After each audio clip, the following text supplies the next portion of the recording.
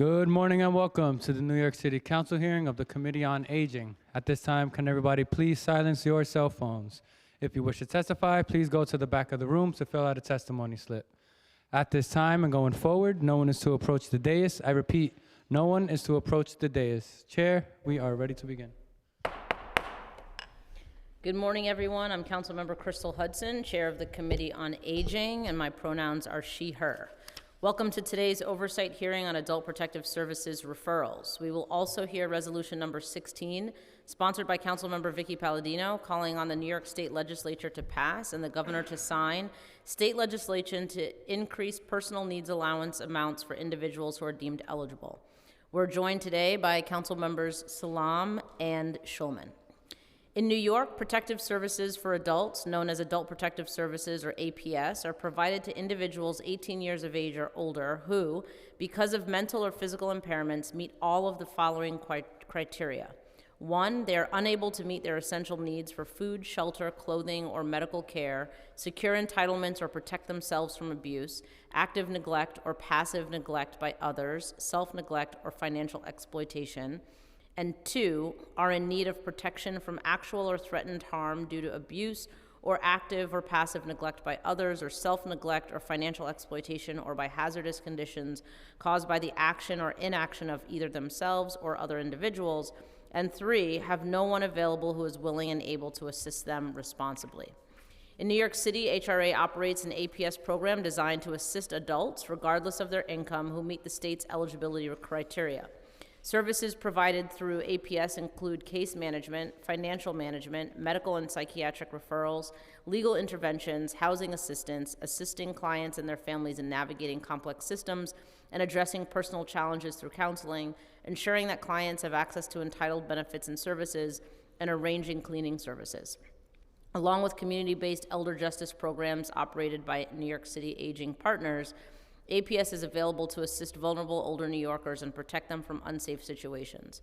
Today's hearing serves as an opportunity check on the program's recent performance and to see how APS can better serve older adults and their families. APS faces significant challenges in meeting the needs of vulnerable adults, particularly in the context of housing instability and service eligibility.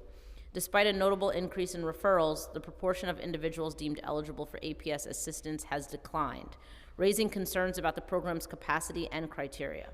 Between July and October of 2024, APS received 1,668 more referrals compared to the same period in 2023. However, during this time, the number of individuals receiving APS services decreased by 32. This trend suggests that while more individuals are being identified as potentially in need, fewer are being approved for the necessary support. In the first 4 months of fiscal 2025, the average number of days to initiate home attendant and housekeeper services through APS was 44 days, an increase of 14.5 days, or 49.2%, compared to the same period in fiscal 2024. Additionally, since fiscal 2022, both the total number of referrals and number of days APS clients must wait to receive housekeeping services have steadily increased.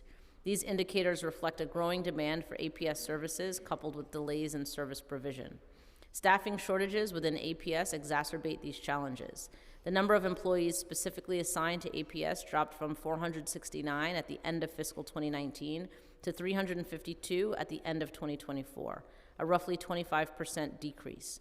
This reduction in staff limits the program's ability to conduct timely assessments and provide necessary services, further straining its capacity to support our city's vulnerable adults, including older adults.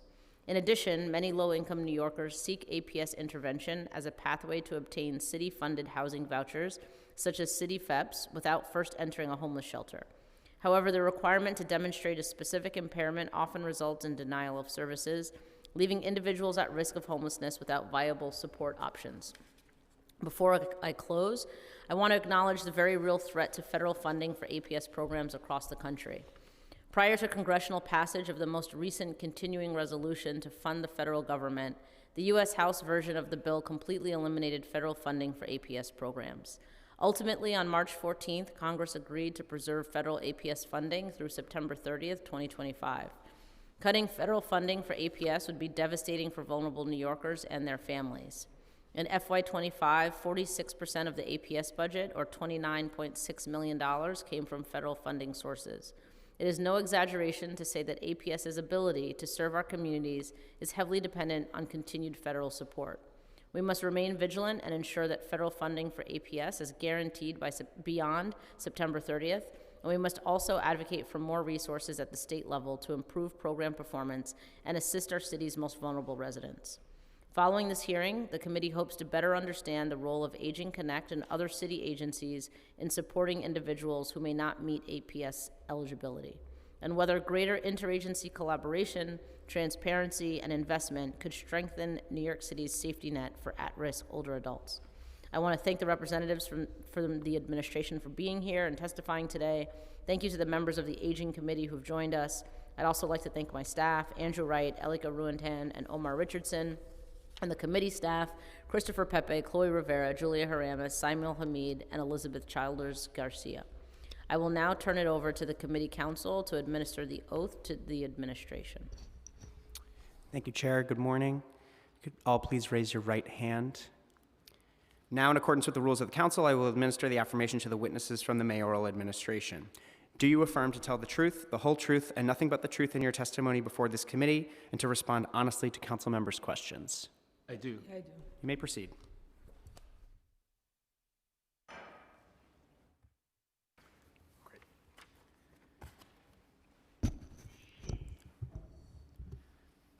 Good morning, Chair Hudson and members of the Committee of Aging. My name is John Rojas, and I serve as the Chief Special Services Officer at the Human Resources Administration within the Department of Social Services.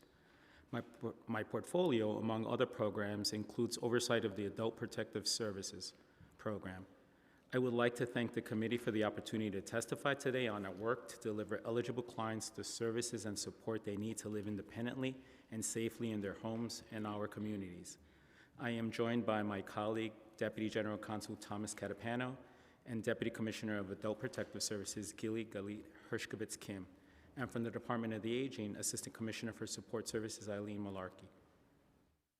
Adult Protective Services is a New York State mandated program, New York State Social Services Law, Section 473, that helps New Yorkers 18 years of age and older, regardless of income and assets, who, one, are mentally and or physically impaired, and due to these impairments are unable to manage their own resources, carry out the activities of daily living, or protect themselves from abuse, neglect, exploitation, or other hazardous situations without assistance from others, and have no one available who is willing and able to assist them responsibly.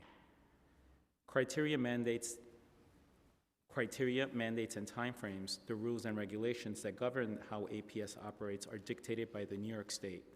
The state sets forth the criteria to abide by. The New York State Office of Children and Family Services, OCFS, provides oversight, and their guidance governs the APS referral process, eligibility criteria, and how APS works. When someone makes a referral to APS, our central intake unit asks a range of questions to gather an understanding of the risk factors present and whether the individual may be eligible for services.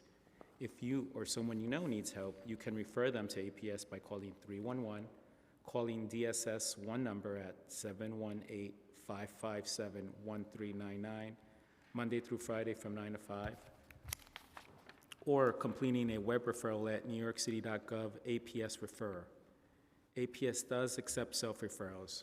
If a situation is an emergency or life-threatening, APS advises calling 911. If the central intake unit decides that the referred individual meets presumptive eligibility, he or she will be visited at home to initiate the assessment within 24 hours if the situation presents as life-threatening, or within 3 business days in all other situations. At initial APS home visit, an APS caseworker will review an individual's physical and mental health living conditions, household budget and sources of income, status of rent and utility payments, ability to handle the activities of daily living, and any reported or unreported risk factors. The caseworker will evaluate if there is evidence of abuse and or neglect, financial exploitation, or other potential hazards. When an individual is determined eligible for APS services, the caseworker develops a service plan that can include any of the following: a referral for psychiatric and or medical examination and ongoing care, assistance in obtaining and recertify Medicaid and home care, applications for payment of rental and utility arrears, assistance in obtaining public assistance benefits and obtaining recertifying supplemental security income, SSI, or Social Security Disability SSD benefits, petitioning the housing court for a guardian ad litem to assist with eviction prevention, identification of alternative living arrangements, financial management of Social Security benefits, referrals to the NYPD and District Attorney to address allegations of exploitation and abuse, heavy-duty cleaning services, and petitioning the Supreme Court for community guardians to manage property and personal affairs. Returning focus to referrals now, APS receives referrals from a broad range of social services, including but not limited to family, friends, concerned citizens, landlords and building managers, hospitals and medical personnel, FDNY and EMS, housing court judges and the New York City Marshals, community-based organizations, financial institutions, legal service providers, law enforcement, self-referrals, and anonymous referrals. All information provided in an APS referral, including the identity of the referral source, is confidential pursuant to Section 473E of New York State Social Services Law. The APS Central Intake Unit obtains information by phone, online, email, or by fax. An intake, if the case meets presumptive eligibility, it is transferred to a borough field office. There is at least one APS office in each borough of New York City to complete the comprehensive assessment. Alternatively, the Central Intake Unit may let a referrer know that there is another social services program more appropriate to address the risk of being reported. Assessment determines eligibility. State law grants APS up to 60 days to determine eligibility. APS may or may not use all this time. One visit could be enough to determine eligibility. Each time APS interacts with clients, we continue to assess if the client continues to meet the criteria state law sets out. During the course of putting the service plan forward, that may mean a case is eligible at one point in time and no longer eligible at another point in time, or vice versa. The criteria state law sets out answers why APS was unable to find an individual eligible for services or why a case did not remain within APS.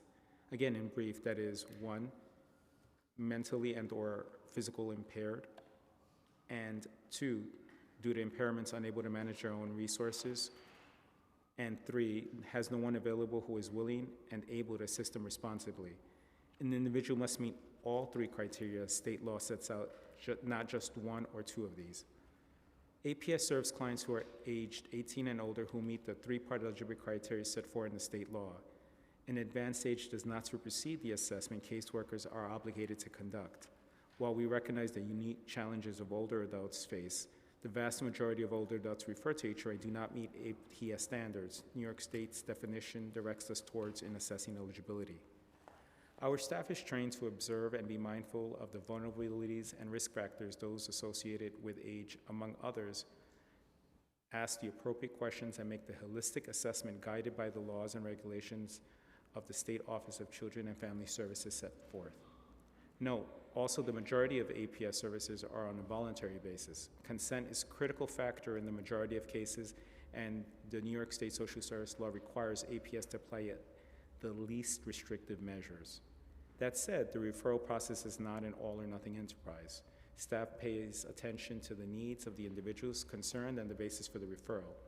At each point in the assessment process, staff are trained to seek to connect individuals to the resources, social service programs, and community-based organizations that are suited to the needs of the individual.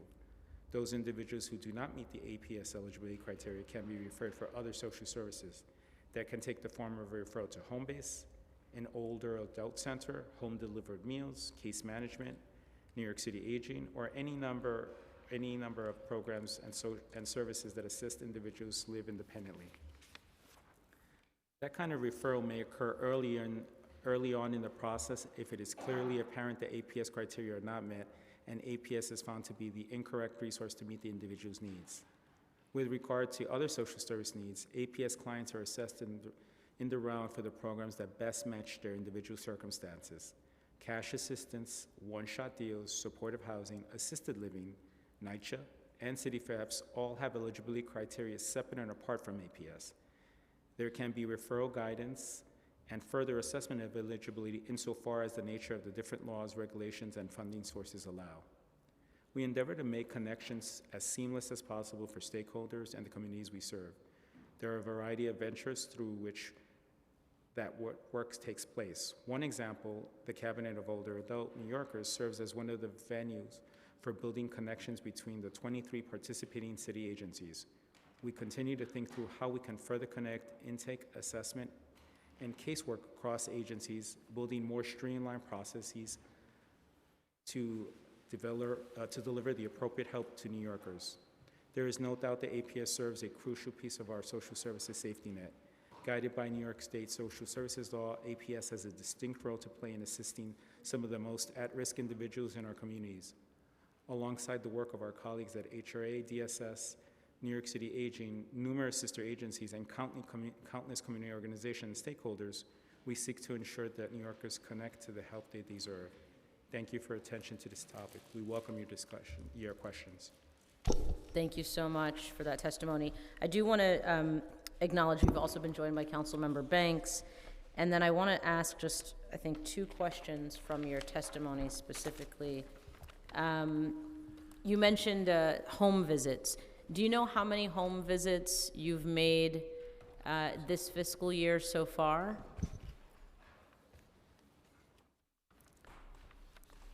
We don't have the exact... Specifically in assessing whether or not somebody is eligible for APS? We do have the number of individuals who've been referred and assessed. We don't have the number of home visits, but it would be at least the number of folks who were referred who we assessed. Okay, and is that keeping up with is that the same rate, I suppose, of home visits that have occurred in previous fiscal years? Meaning the number of people who are in the APS system have all had a home visit, correct? Gilly, you want to talk about this? The number of people that are in our APS caseworkers conduct home visits on a monthly basis. There is a group of clients that are not required home visit on a monthly basis, but the majority of the APS case clients, either if they are clients or under assessment, will have a monthly home visit. Sometimes the home visit is unsuccessful because of the availability of the client. Sometimes the home visit is unsuccessful and the client will meet the worker either in the office or in another safe location. But our caseworkers conduct home visits on a monthly basis to all of the APS clients. So is the caseworker the only person who would be visiting the client? Not necessarily. Sometimes the case supervisor, if the situation is challenging, the supervisor will visit the client. We also have licensed social workers on staff and nurse practitioners on staff who will conduct home visits depending on the situation. If there is a need for a more clinical approach to engage with the individual, we will request the assistance of either our nurse or our social work to work on the engagement process with the individual. We also have access to visiting psychiatric services provided by the Department of Social Services, where we can request a psychiatric evaluation to be conducted. So a psychiatrist or a nurse practitioner who conducts those psychiatric evaluations may be visiting the client as well. So what would be the causes for somebody not being at home and a home visit not being able to be completed? So at Adult Protective Services, many of our clients have been unsuccessful receiving services from other entities like community-based organizations, and the assistance that they needed may not have been receptive to. Many of our clients are not necessarily receptive to our services, and we have to really work on engaging with them. Again, most of our services are voluntary, on a voluntary basis, but many of our clients do not necessarily are excited for our involvement with their case because oftentimes we are the last resort referral for those individuals with the risk that they're facing. Okay, thank you. And then just going back to your testimony, you said that those individuals who do not meet the APS eligibility criteria can be referred for other social services. Is there any required follow-up with that to confirm whether or not somebody has actually received the services that they might have been referred to?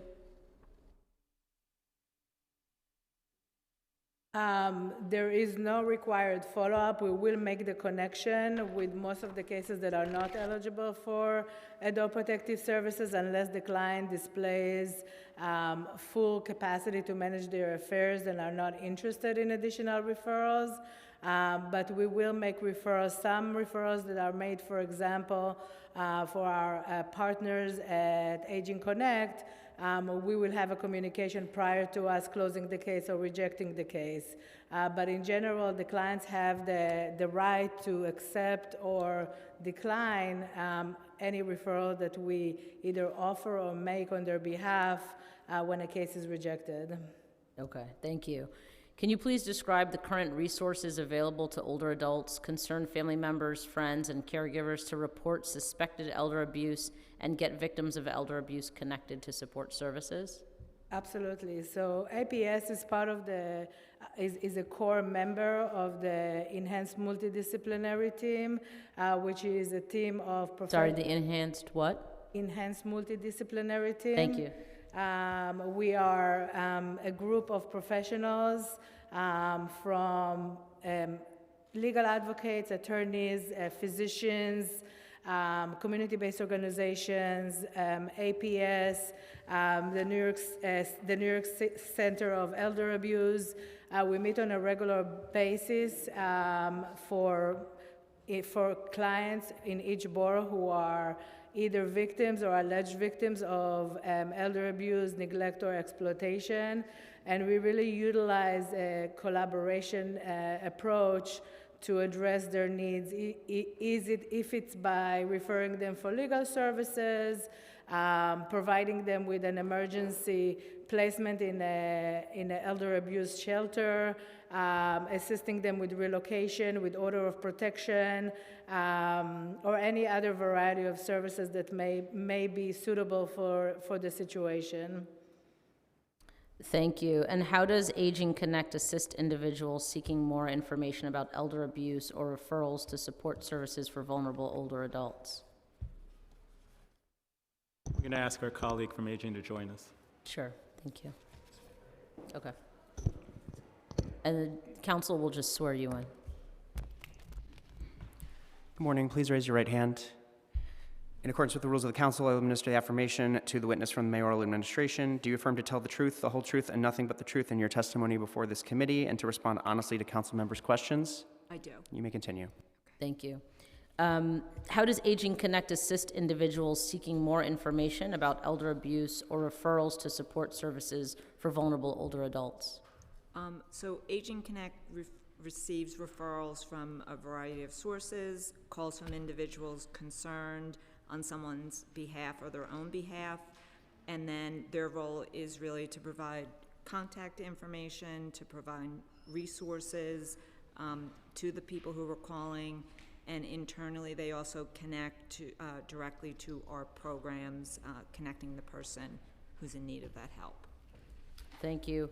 What resources or programming are available at older adult centers regarding elder abuse? So all of our programs are trained in understanding elder abuse and the resources that are available. And our programs know about our contracted elder abuse / elder justice programs that can provide the services that they need. So it's the folks running the older adult centers, they all receive that training, you're saying? It's a requirement that staff receive training on elder abuse at a certain cadence. I don't remember the exact cadence, but Okay. that there is that training requirement. Okay. And is there any information provided directly to clients? How they might be able to identify or recognize whether they might be? Our elder abuse providers do not trainings, but they present at older adult centers. Okay. You know, some number of them to talk about their services. Okay. And can you just describe NYC Aging's partner's role in reporting issues to APS? So our partners can make direct referrals to APS, referring clients who are in need of their services. We also have a partnership with APS where they can refer to our partners, for example, to our case management agencies. And our case management agencies are able to provide to eligible clients home-delivered meals, because there's no waiting list, and APS stays in contact with case management if there's any changes in the case, and in that scenario, APS remains the primary case manager. And then just going back to the training for OAC staff, you'll get back to us on the cadence, you said. And they're trained by NYC Aging, or who are they actually trained by? My understanding is it's training New York City Aging has. I believe it's a virtual training, but we can get back to you on that. Okay, great, thank you. What protocols are in place for responding to urgent or life-threatening situations involving older adults?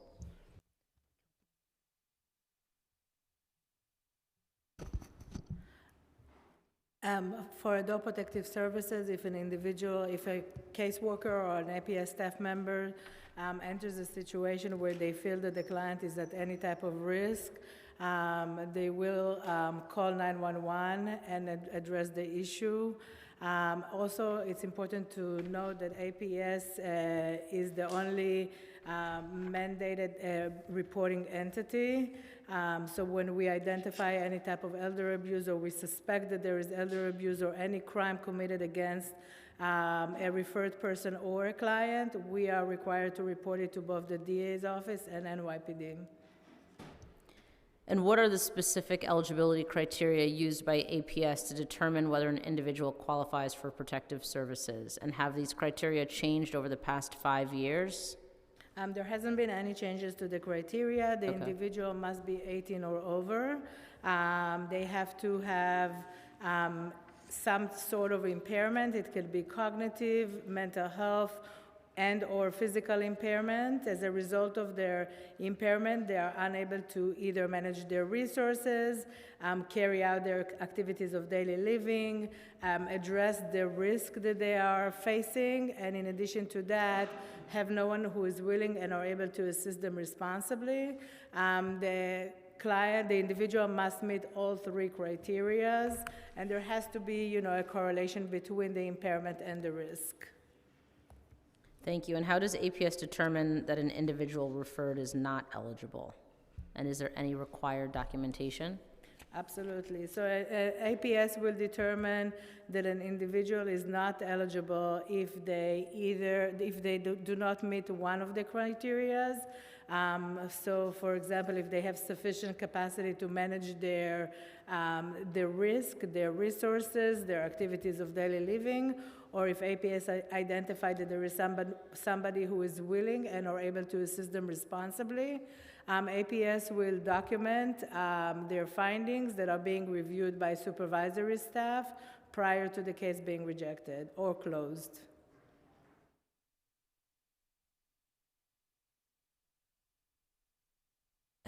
How exactly do you make the determination that someone doesn't meet the criteria?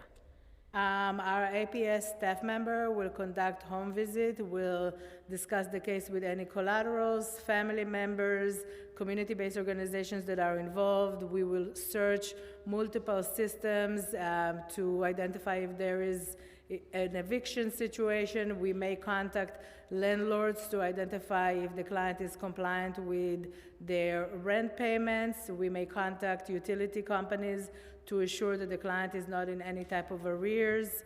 The assessment is really comprehensive to determine the risk again, as it relates to the individual's impairment. And Okay, of course, thank we you. may request, as mentioned before, we may request the assistance of our social work nurses or for a psychiatric evaluation if cognitive impairment is in question. Okay. In fiscal 2024, how many referrals were made? In fiscal 2024, we had 29,381 referrals. 29,381? Yes. Okay. And how many were found eligible for services? 3,135 clients were found eligible for APS services. 3135? Correct. Which is 11%. 11%. Yeah. 11%. And how many have been found eligible for services so far in fiscal 2025? 1 second, please.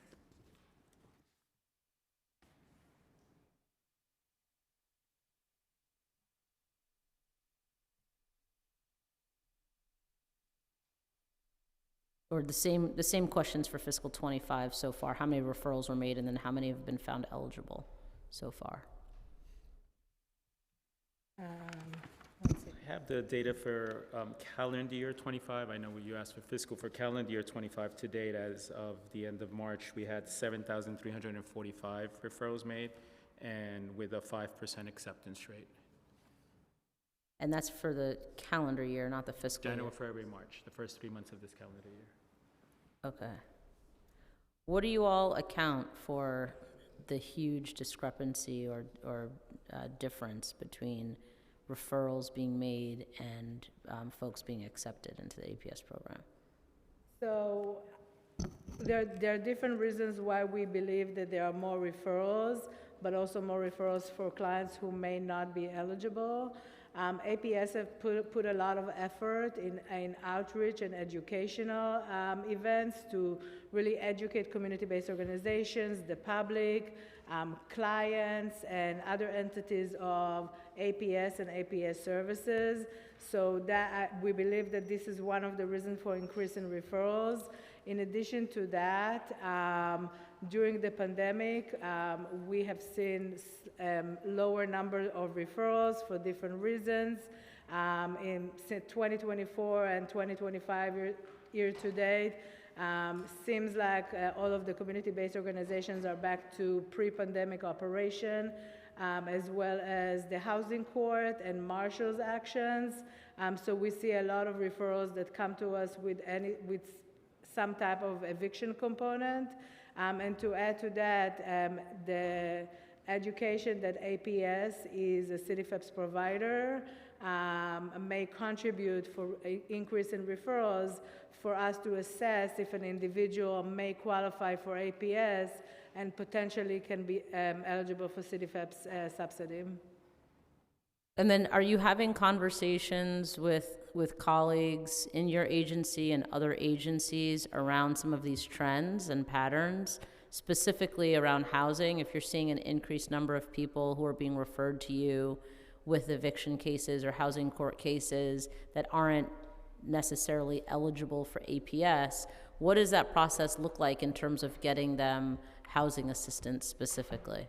So again, we will often, if an individual is not eligible for APS services and in need for a subsidy, we will provide them with referral to either home-based services, any type of applications that are available. If they need relocation, like to NYCHA, to supportive housing, it wouldn't be really supportive housing, but any type of assisted living or any type of other case management agency that can assist them with relocation. We really care about New Yorkers, and we really care about New Yorkers being housing stable. So when we are not the right entity, we take every effort possible to assure that the individual has the information of how to access services from other entities.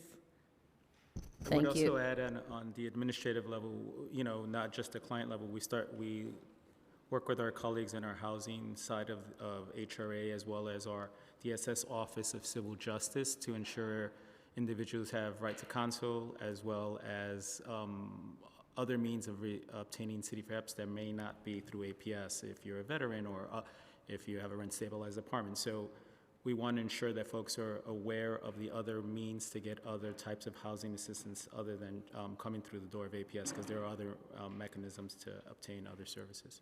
Great, thank you. What are the most common referrals APS receives involving older adults, and how are those cases prioritized? Referrals to APS are all treated the same. Of course, if there is an emergency, we react within 24 hours. We conduct our initial visits, but every referral that is made to APS goes through the same process of a comprehensive assessment to assess not only for the risk that is the individual is being referred for, but any other risk. All of the referrals go through a review of systems for what services they might be receiving, really assessing their situation, their environment, their cognitive capacity, their cognitive ability, and really looking at the full picture of where the individual and what the situation is. What are the most common reasons cited for rejecting referrals? 1 second. And sorry, just before you answer, I do want to acknowledge that we've been joined by council members Zhuang and Ayala. Thank you.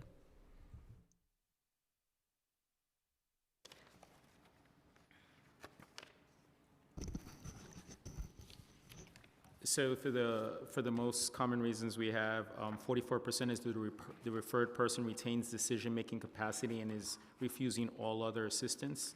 Second, at 22% is unable to locate, and then third, at 17%, someone else is willing and able to responsibly assist them. And sorry, what was the first one, the top one? The referred person has the decision-making capacity. Got it. Okay, thanks.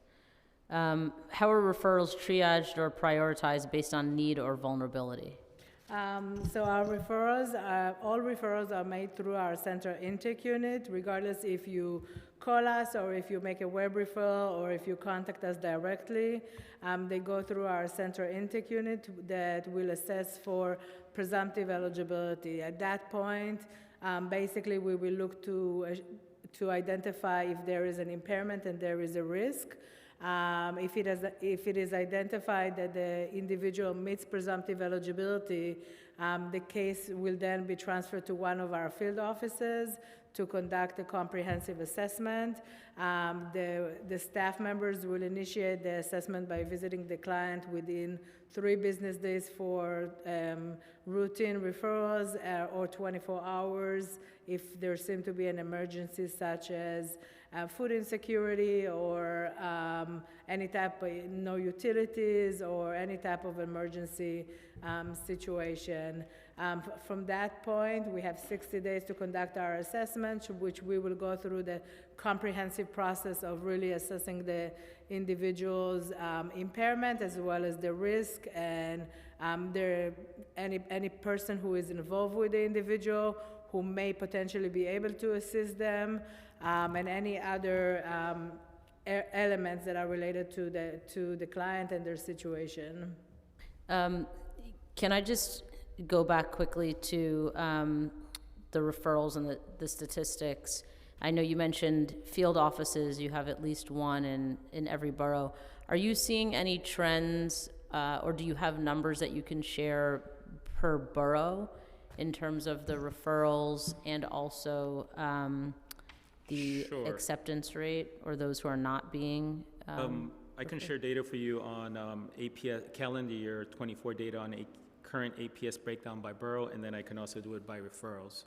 So for current APS cases by borough in calendar year 2024, 23% of cases were in the Bronx, 22% of the cases were in Brooklyn, 27% of the cases were in Manhattan, 23% were in Queens, and 5% were in Staten Island. And sorry, just to be clear, those are referrals or clients These are in your, in 2024, the active cases that Active APS hold where cases. the client was found eligible, okay. and a case was opened at least part of calendar year 2024. Okay. And then for referrals, it follows a similar trend for calendar year 24 referrals by borough. Again, we see the Bronx at 23%, Brooklyn is 21%, Manhattan 26%, Queens 25%, and Staten Island stays at 5%. And then what about rejections? I don't have the breakdown in by borough by rejections, but we can get that information for you. Okay, great, thank you. And then do you have the percentage of referrals that come from another agency, like NYC Aging, versus private entities or individuals? So for referrals, 83% of our referrals come from other city agencies or community-based organizations. 5% of our referrals are anonymous. 9% of our referrals are from a family member, friend, or neighbor, and 3% are self-referrals.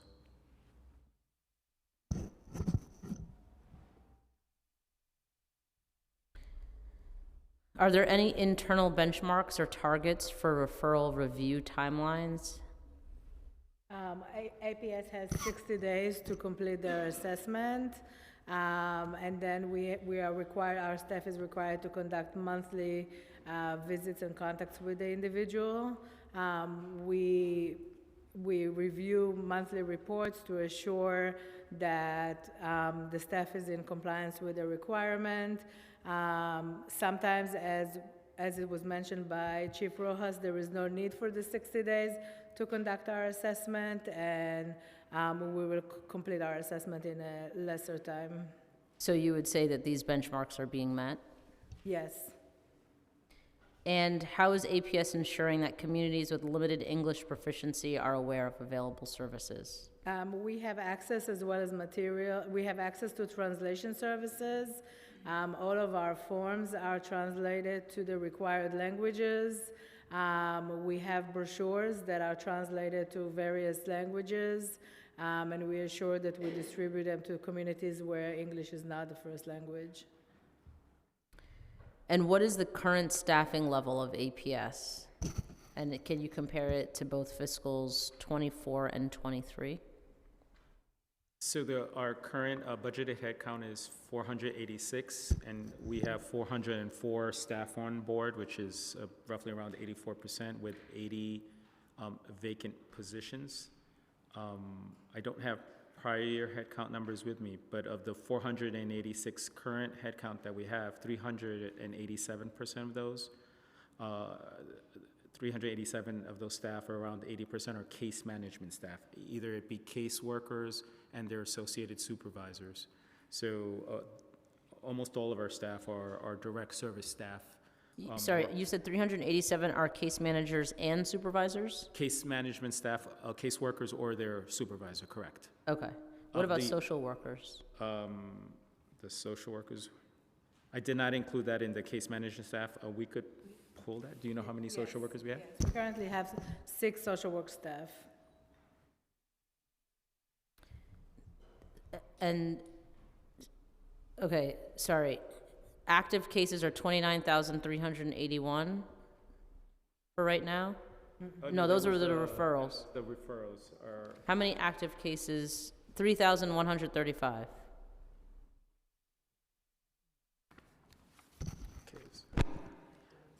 our caseload in the month of ending March 31st, we had 9,105 cases. We should state that that is inclusive of roughly 3,500 new cases that were either new in the month of March or were currently in the assessment phase where we were determining eligibility. The remaining 5,600 were active cases which were assessed and already enrolled and accepted into APS.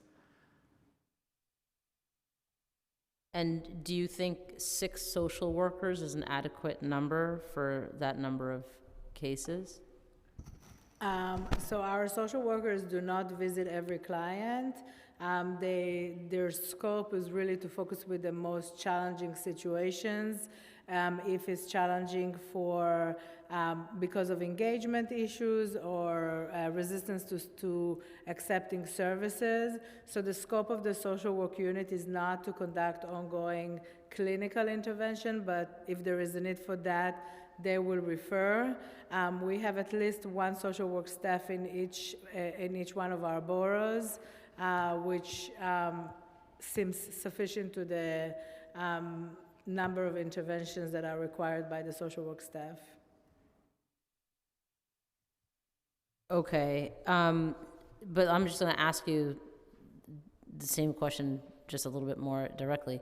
Are 6 social workers adequate? I hear what you're saying, that they're not making visits to everybody, but do you think 6 is enough to even assess the most challenging cases that might need a social worker?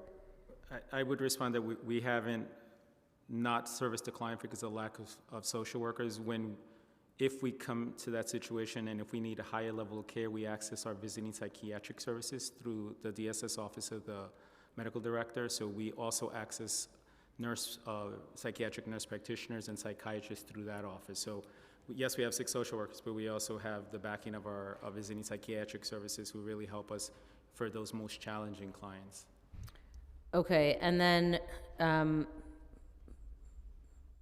the 486, well, you have 404 current positions, 80 vacant positions. Are you actively trying to fill those 80 vacancies?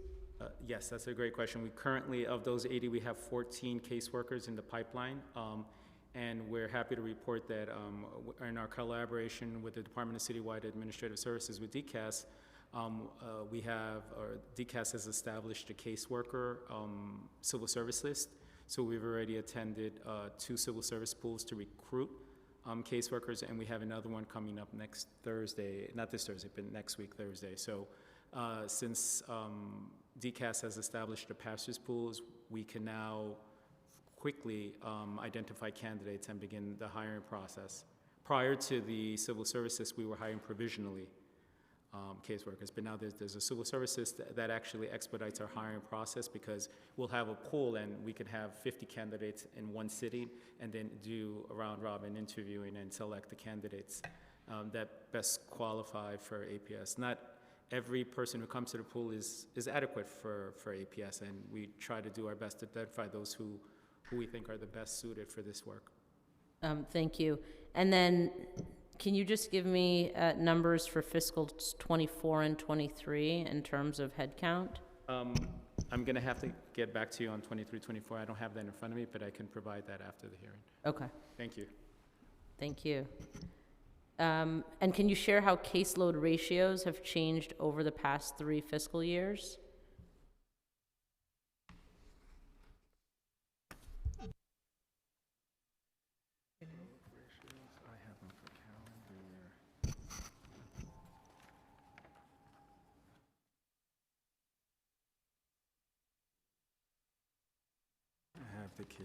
The ratio. I have the average for calendar year, Councilmember. I don't have it for fiscal year. Is that okay? I'll take that, yeah. Sure. And then maybe you can follow up with the fiscal year numbers? Definitely. And you may have that, Gilly. My colleague will look for that. But for calendar year 24, the caseload ratio was 40 in 2024.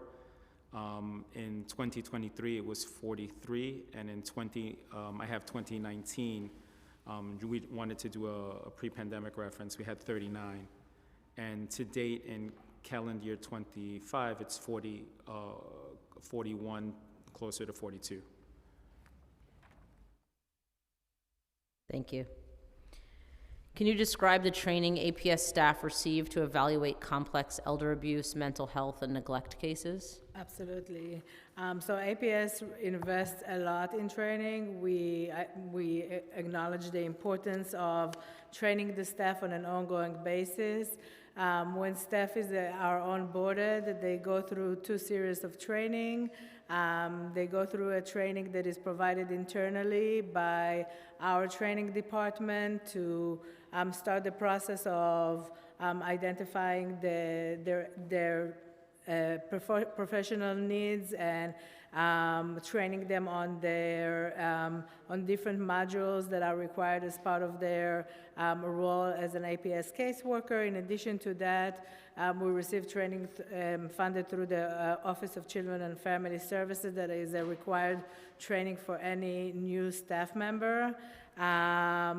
We provide our staff with ongoing training opportunities as it relates to elder abuse, engagement skills, safety in the field, and various other trainings that are relevant for their role.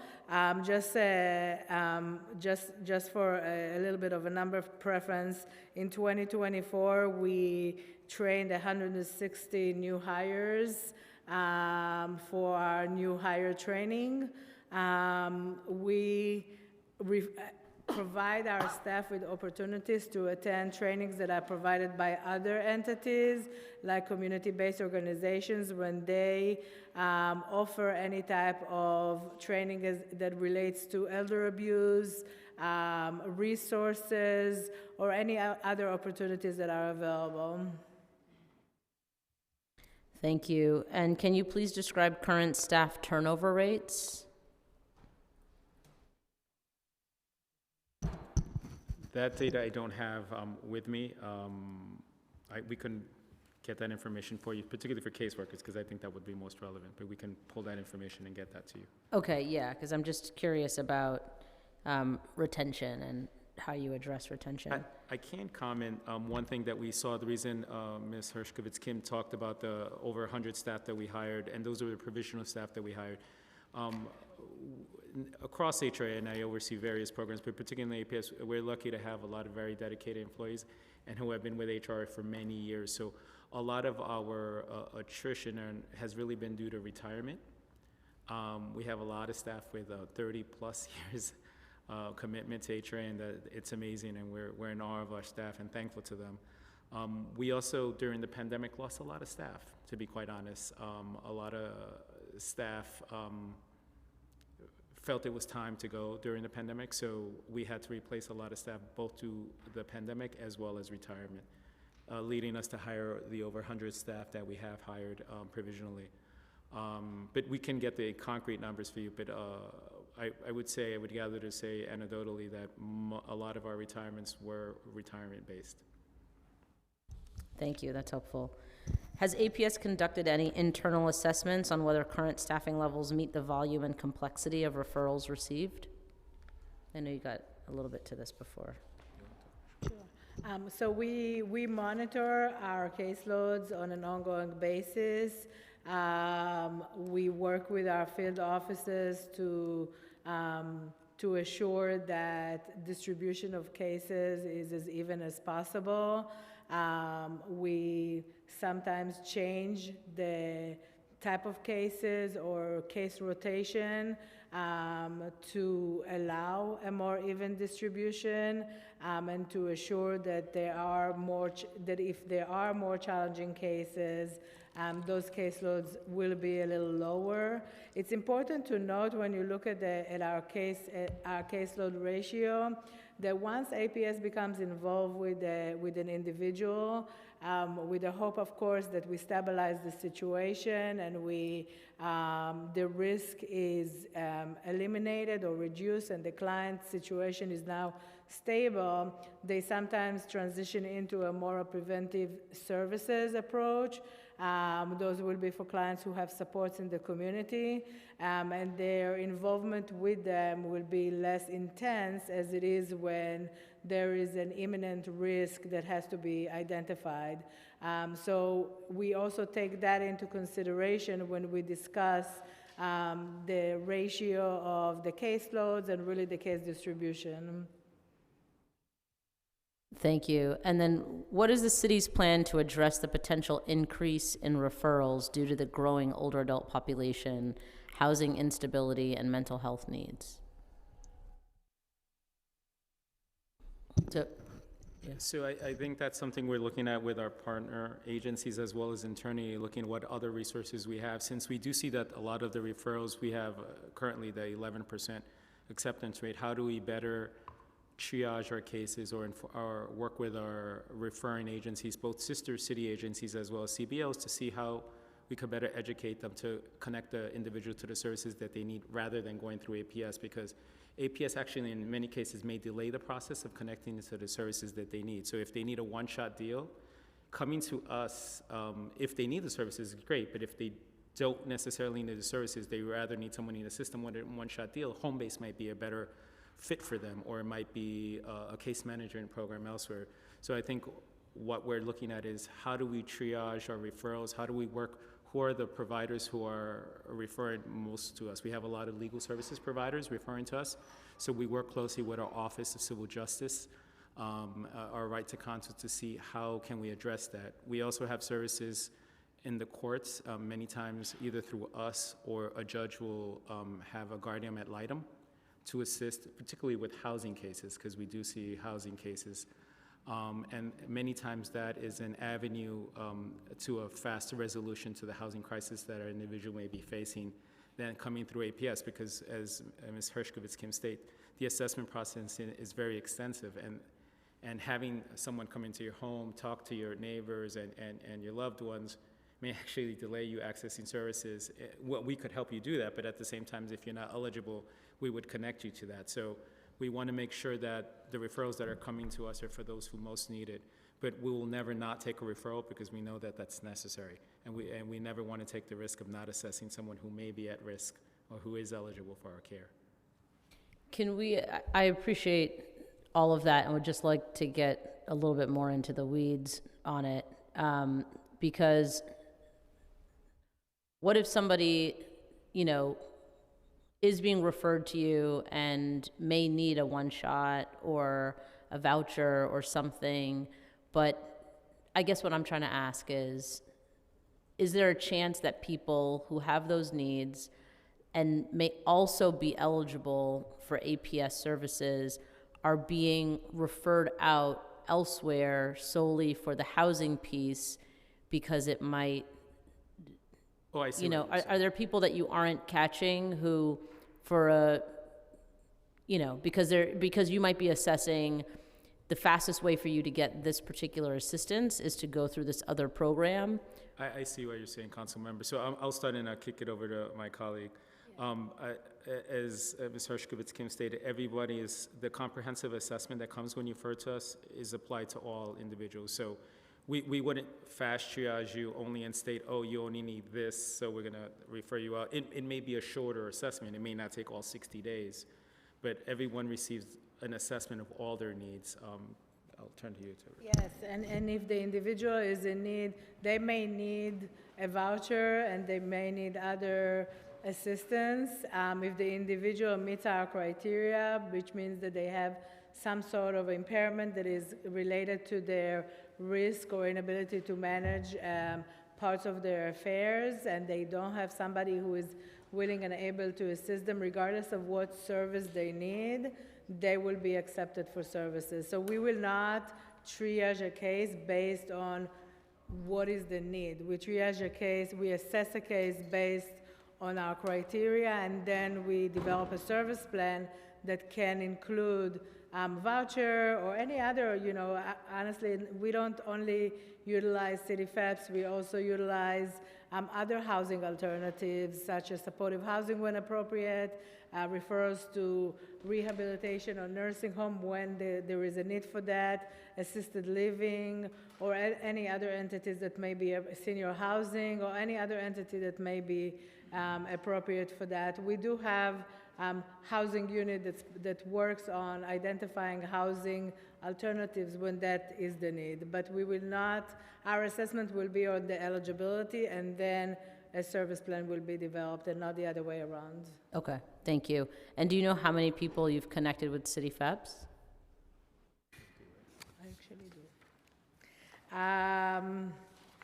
So this is only issues that, this is only for clients that we issued vouchers, so it doesn't include clients that have shopping letters or are in the process. So in 2024, we obtained 656 vouchers for eligible APS clients, and we paid arrears close to $20 million to assure that their housing is stable. That's $20 million in arrears for clients, for APS clients? Okay. Is that for the fiscal year, calendar year? That is for fiscal year 2024, for calendar year 2024. Calendar year 2024. Okay, thank you. I have, I can get you the fiscal year if you want. either way is fine, yeah. Fiscal year additionally would be good. I would also love to see like the last 5 years, if you can share that, and how much you've paid in arrears. It's important to note that APS became a city FEPS provider probably like 5 or 6 years ago. So initially, the process was more manual process. So we have less data for the first few years than we do for I do have for 2023 and year to date if you want. Okay, yeah. For 2023, we had 315 vouchers, and we paid arrears of $8,348,560. And year to date, we obtained 152 vouchers and paid $4,635,693 in arrears.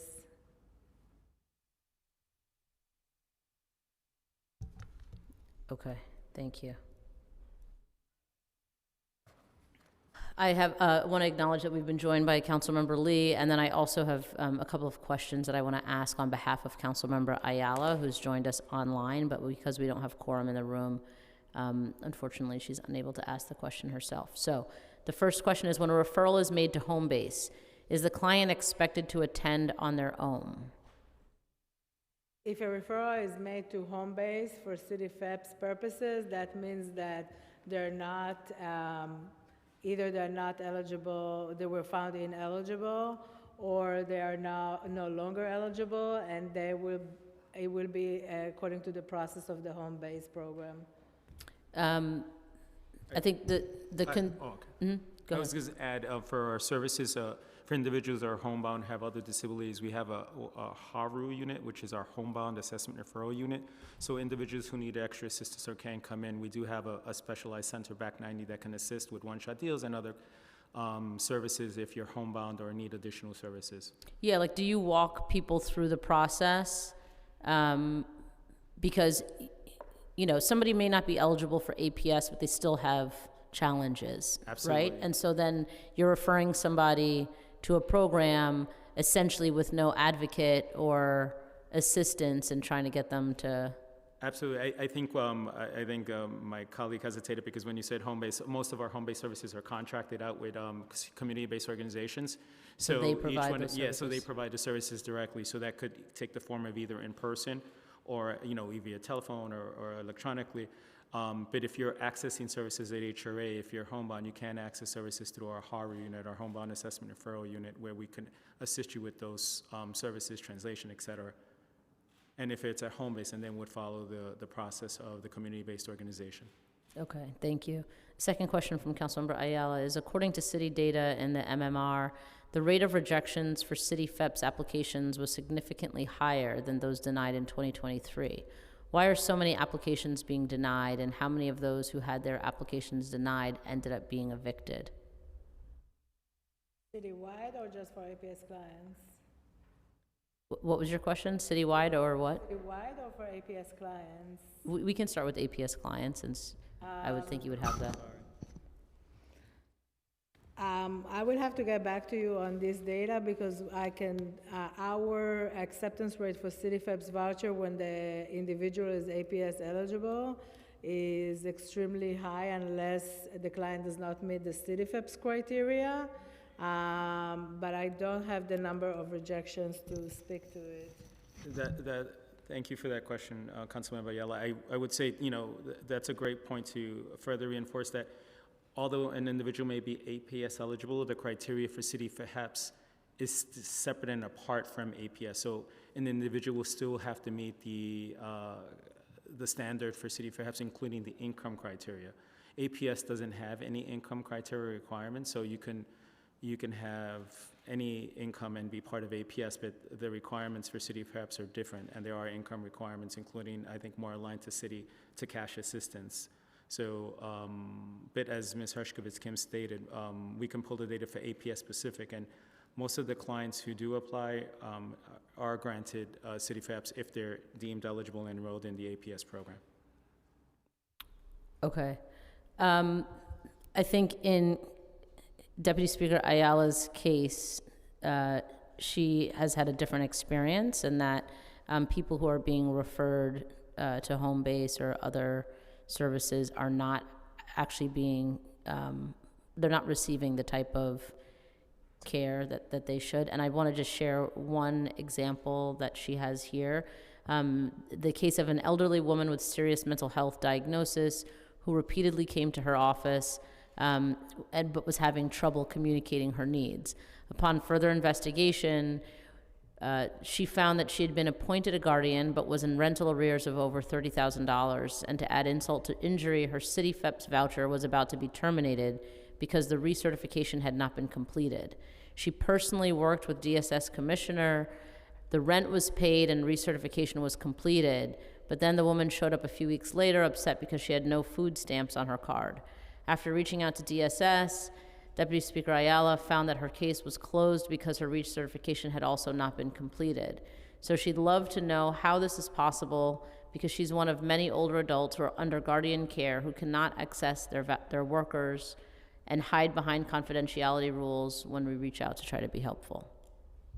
So we could definitely pull data for you and get more information on Homebase. I'm not as familiar with Homebase because when we process our city FAPs is with APS. I can say if an individual needs help, that's the bread and butter of APS. They visit the client monthly, they provide the case management services if there's a need for legal services. But I think this example was somebody who's in APS care. And so she was appointed a guardian. She was in rental arrears of over $30,000. Her City FEPS voucher was about to be terminated because her recertification had not been completed. Then she had no food stamps on her card, and they found that her case was closed because her recertification had also not been completed. So I think what Deputy Speaker Ayala is trying to figure out is how the recertification process happens, how somebody like this who is in APS care would not have their case recertified. So first, if it was, so APS is, our most restrictive measure is to petition the court for guardianship, and we do have 3 vendors who provide Article 81 guardianship, but there are guardianship outside of APS.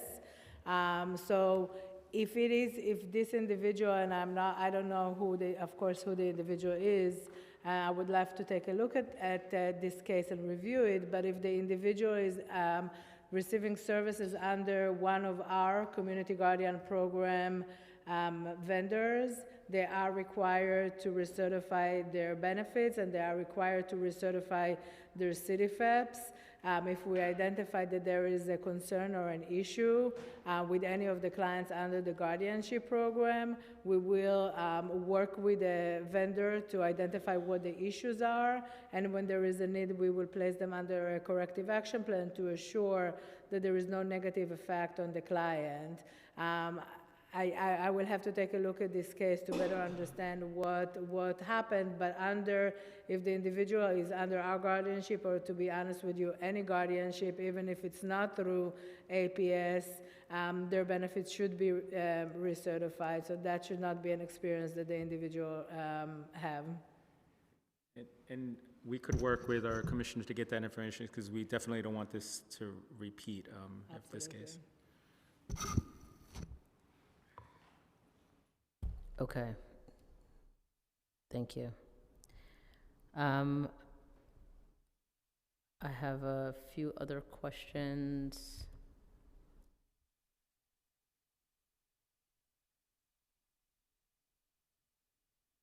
Your agency has often referred older adults who are in eviction proceedings in housing court. Hold on one second.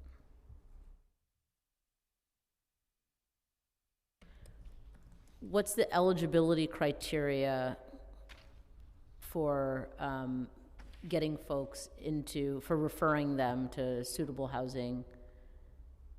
A lot of the people that you talked about already that you refer if they have a specific housing need, what's the eligibility requirement or criteria for such assistance? For assistance with referring for Yeah. housing options, Yeah.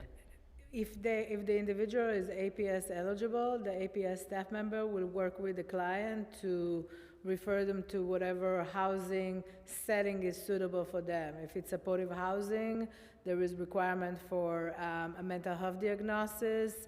If it's an assisted living, there is an age requirement. If there is a need for a more supportive environment, such as rehabilitation on a nursing home, they will have to have certain skilled nursing needs. So we really tailor the service plan and the referrals to housing alternatives based on the client's needs and based on the eligibility of the housing program. Okay.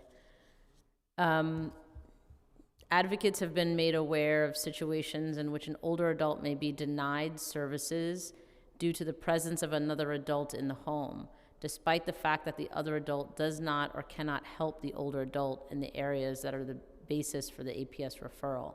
Can you please speak to how your agency assesses whether an older adult has assistance available to them such that it justifies the denial of APS services? Absolutely. And specifically in that type of case where there might be another adult, but an adult that's not capable of caring for the person? Absolutely. So there's oftentimes people in the household who are willing and not able, or able and not willing. The APS staff member must assess to assure that the individual that they are referring to as willing is willing and able to assist them. So throughout the assessment, there will be conversations with the individual who is identified as willing and able, and it will be determined how able is the individual to assist them.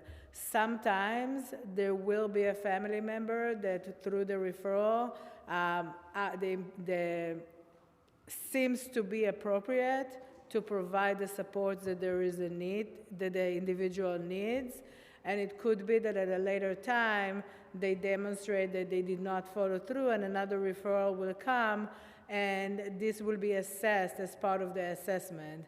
But in order for the individual to be rejected from APS services for someone who is willing and able, the ability as well as the willingness of the other person are both assessed before making that determination. Okay. And then regarding financial management, we've also been made aware that after a determination is made that an older adult qualifies for this service, it can take upwards of 6 months for the actual management of their finances to occur, even in situations of financial abuse. Can you please explain the process for enrolling an older adult in the financial management program from initial eligibility determination through the final implementation of their finances being fully managed by APS? Absolutely.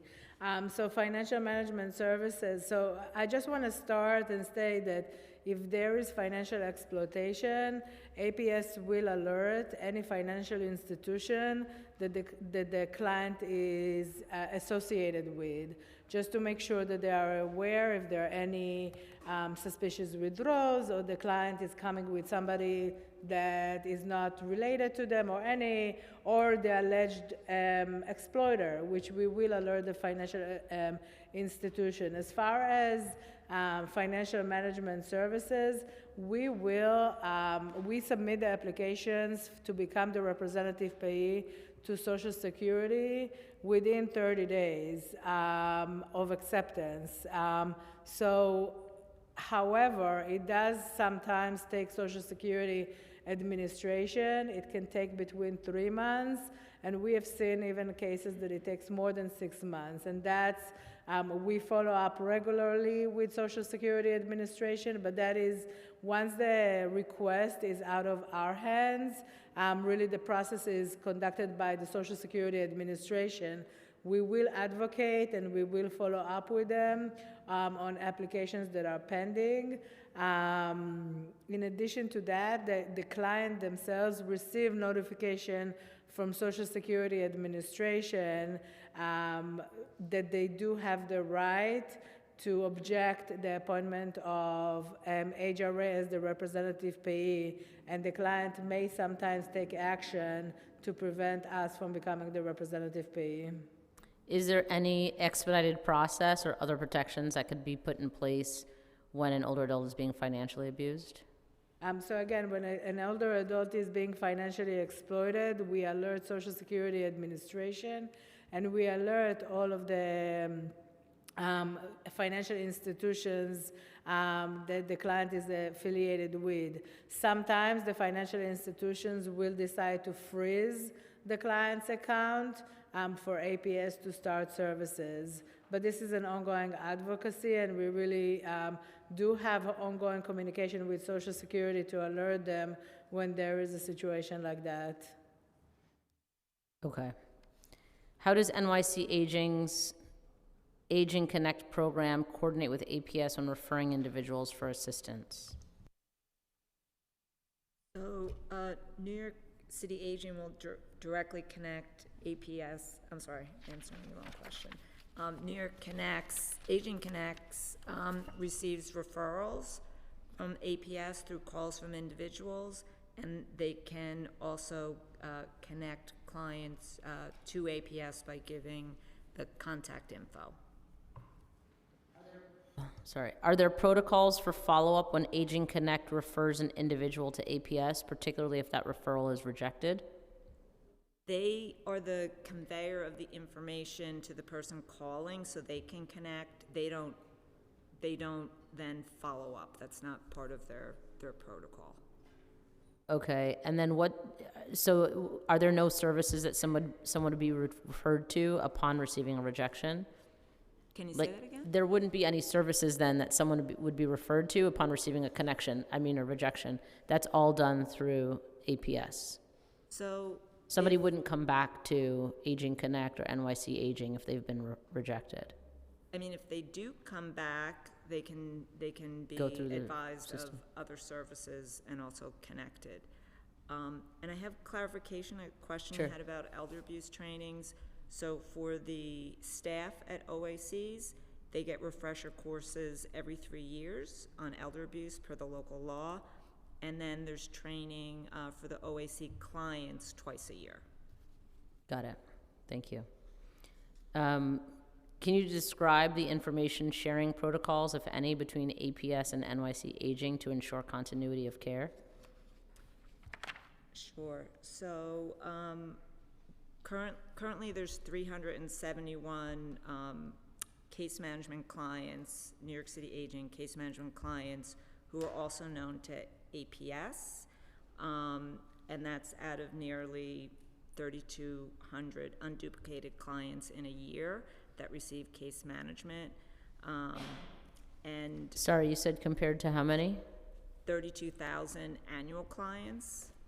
Thank you.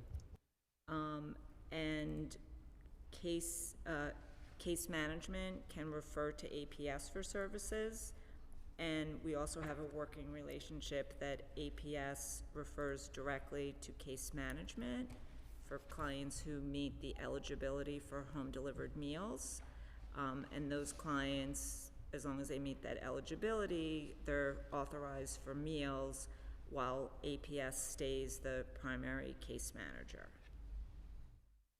What other city agencies, HPD, NYPD, DOHMH, coordinate with APS to prevent vulnerable older adults from falling through the cracks?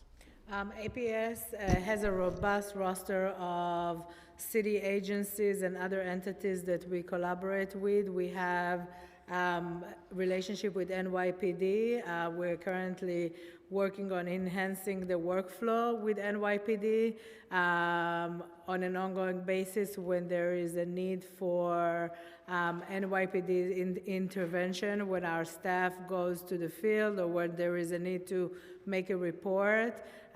We have coordinators in each precinct that we communicate with. We have ongoing meetings with HPD to talk about individuals who are shared between the entities to assure housing stability.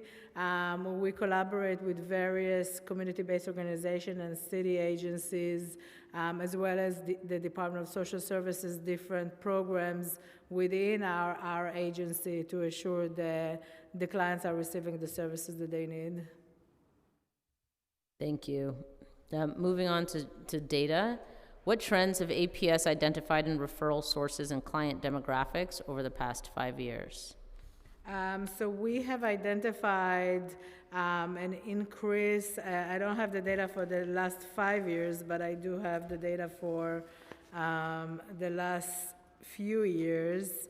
We identified an increase of number between 2024 and 2023 to referrals that are received through either and the marshals, housing courts, and as well as referrals that are received from agencies.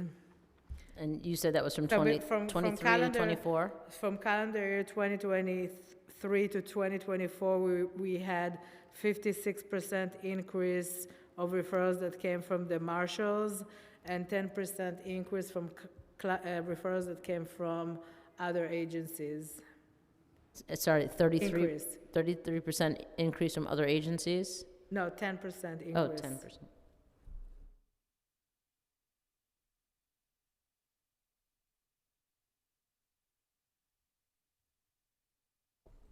Thank you. And then any other, those are just the increase, but any trends that you've observed?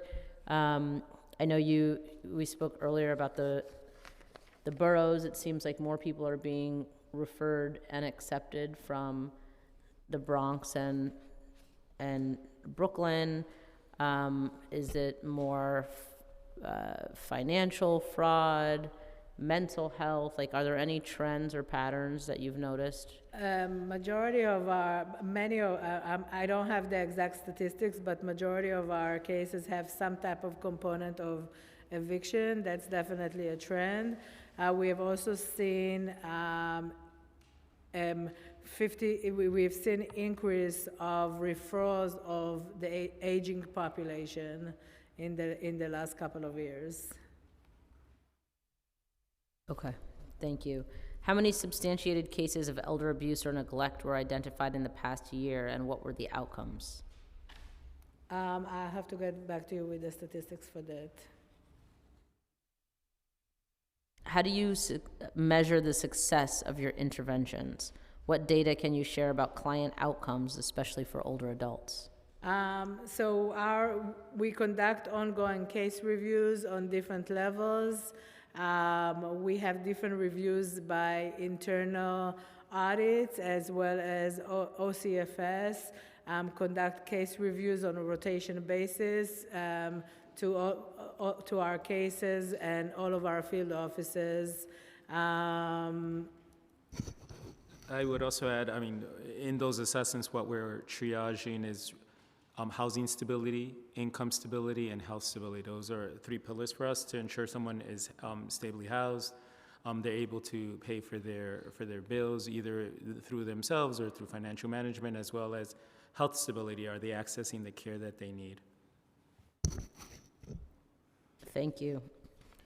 What additional funding or policy changes at the state level would APS need to expand services to a greater number of referred older adults?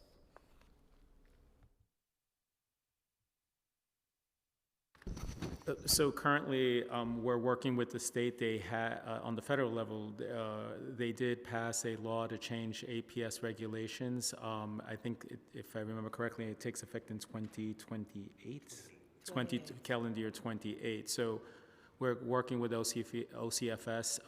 There are changes pertaining to the ability to respond to referrals on a after-hour basis, a sort of 24-hour, to ensure that all counties, not just New York City, but all counties across the United States have access, immediate access to APS services in terms of referrals. And I think more aligning services across localities, so if one person moves from one locality to another, it's more streamlined. Since the changes were passed, don't take effect in 28, OCFS has started a committee, basically a roundtable to discuss those changes. It's in its starting phase, it's in implementation phase, so Ms. Hershkovitz Kim is part of that, as well as other colleagues from APS. Thank you. What specific eligibility guidelines are a barrier to serving more older adults in need, and what reforms would you like to see? Our eligibility criteria is mandated by the social service law. So for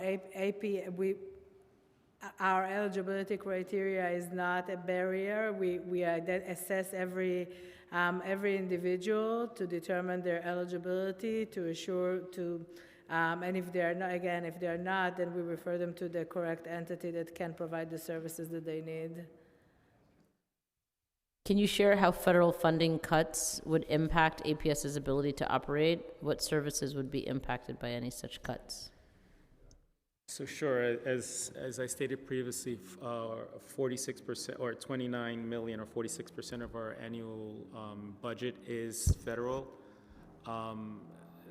primarily from the social services block grant. This is a microphone check for the Committee on Criminal Justice. Today's date is April 16, 2025, located in the chambers. Recording is done by Robert Rossi. So, Sorry, just sure. technical problem. Give me 1 second.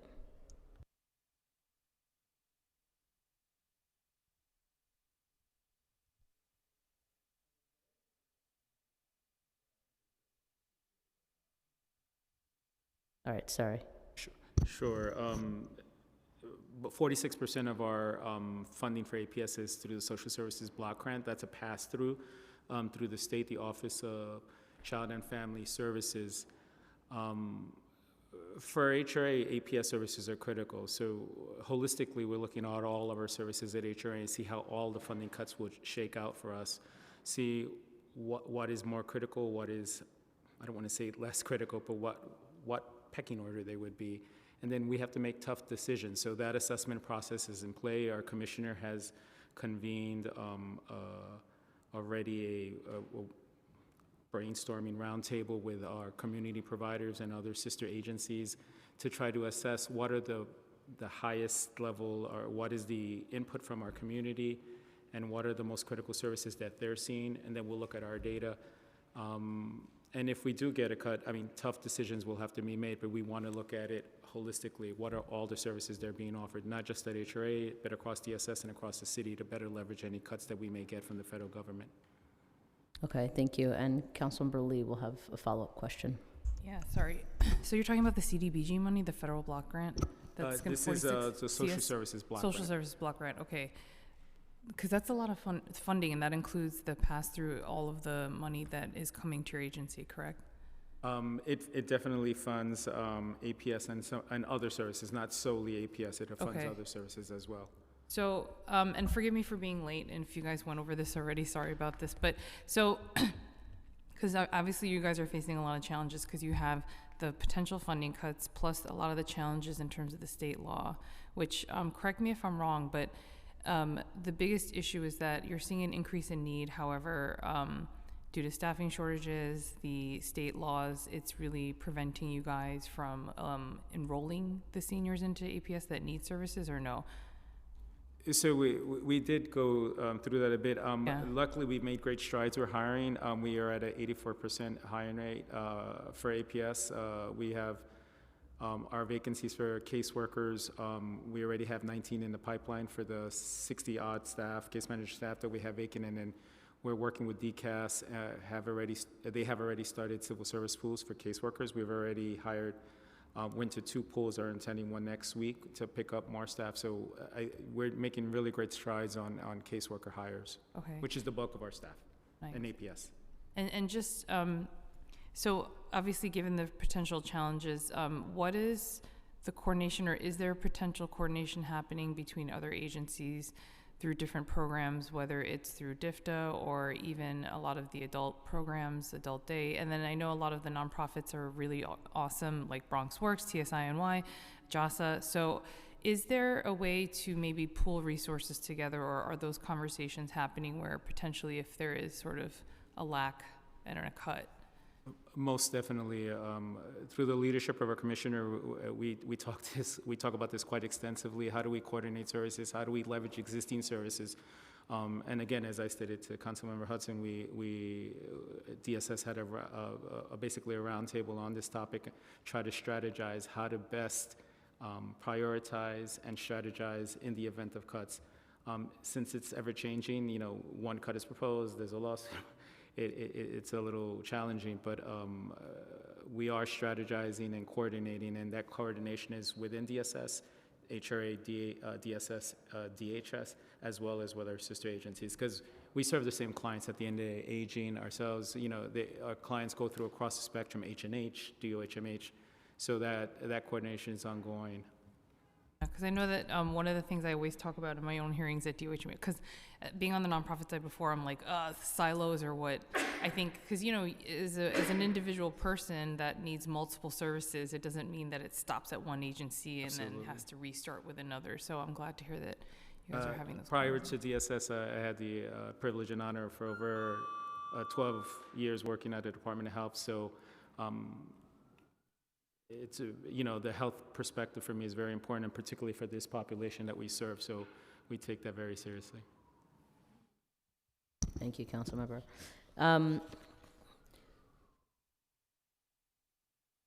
The fiscal 2025 preliminary mayor's management report shows an increase of 17.5% for APS referrals and an increase of 14.9% in assessment cases in the first 4 months of fiscal 2025. How much of this increase is attributed to older adult clients? 51%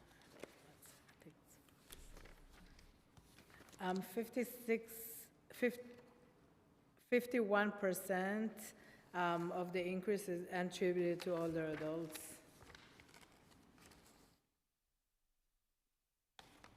Which is 5,496.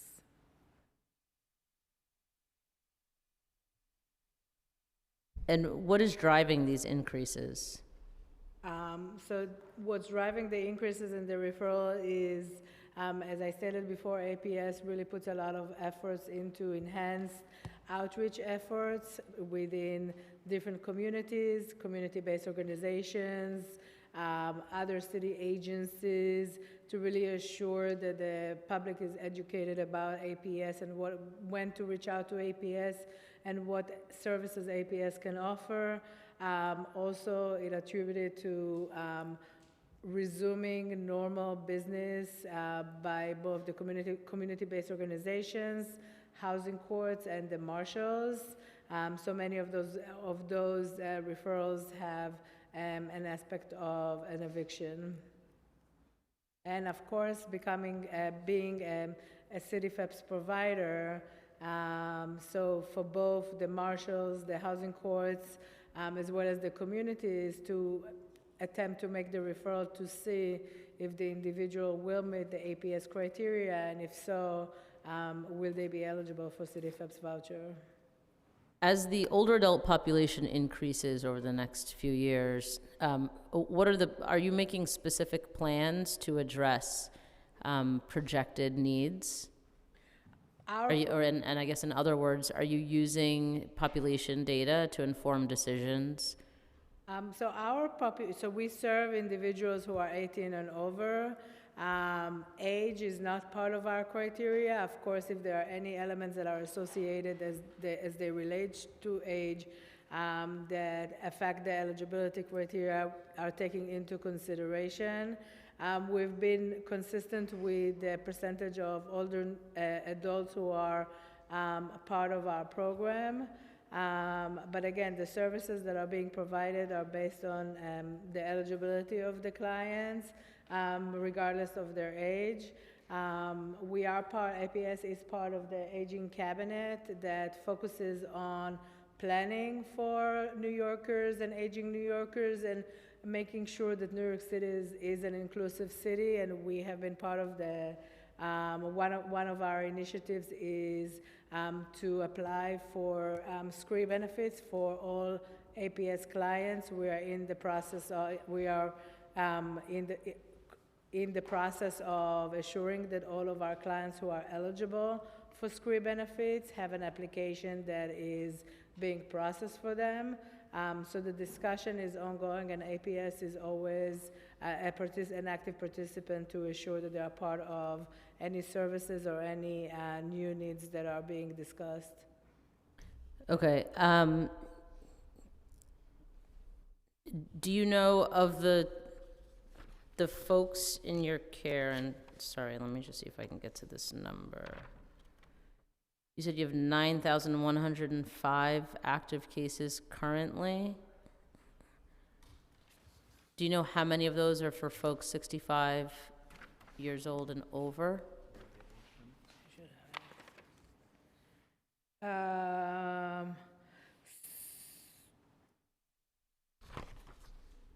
So the percentage. So for 66 and over, for calendar year 2024 was 52%, 2023 54%, and year to date 26%. Sorry, the 52% was for 52% for 2024. 2024, 54% in 2023? Yes, and year to date 26%. Year to date this year, okay. Yeah, so I mean, my argument would be, you've got roughly half, or just over half, of the folks in your care are older adults. So I know that anyone over 18 is eligible, and age is not specifically an eligibility requirement, but I guess my point is that the older adult population is growing exponentially. And so if you know that at least half of the population you serve are older adults, then I would think that you should be planning to have perhaps an increased need as that population grows older. Is that something that you all have been thinking about and preparing for? I mean, when we plan for AP services, I think we do focus on all our populations that we serve, since it's not specifically to senior. And the reason I think we pause is because many times our program is, thought as exclusively for individuals who are older adults, when it's not. So sometimes we hesitate. We just don't want to picture it. But we do serve a large number of older adults. So I think that's ongoing. I think really the aging committee is where we're having those conversations, and then bringing back to in-house to have those discussions.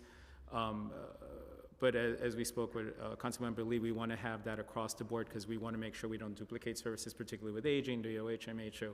I think those conversations at a broader level citywide allow us to think more internally, a little more concentrated. What is our role in as we plan for older adults as the number increases in New York City? Okay.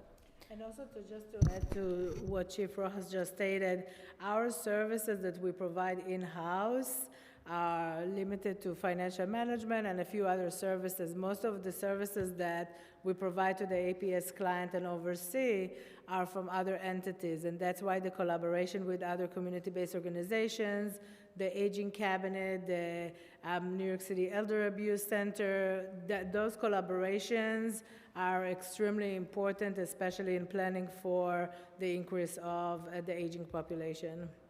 Thank you. I can appreciate that. And then also just going back to the increases that you've seen, how has HRA been able to handle this additional caseload and referral volume? So we work very closely with our field offices to address the need of the offices. We offer overtime to our staff members while we still have vacancies. Our goal is that once we're fully staffed, the caseloads will be reduced significantly, but we do offer extensive overtime to our staff members. We sometimes solicit the assistance of trained caseworkers who may have been in the past APS staff members who are interested in assisting with different part of either visitation or other parts of the program. But we are monitoring very closely the need to either overtime or shifting caseloads or the distribution of cases. And then just given that, is there like burnout that your staff is experiencing?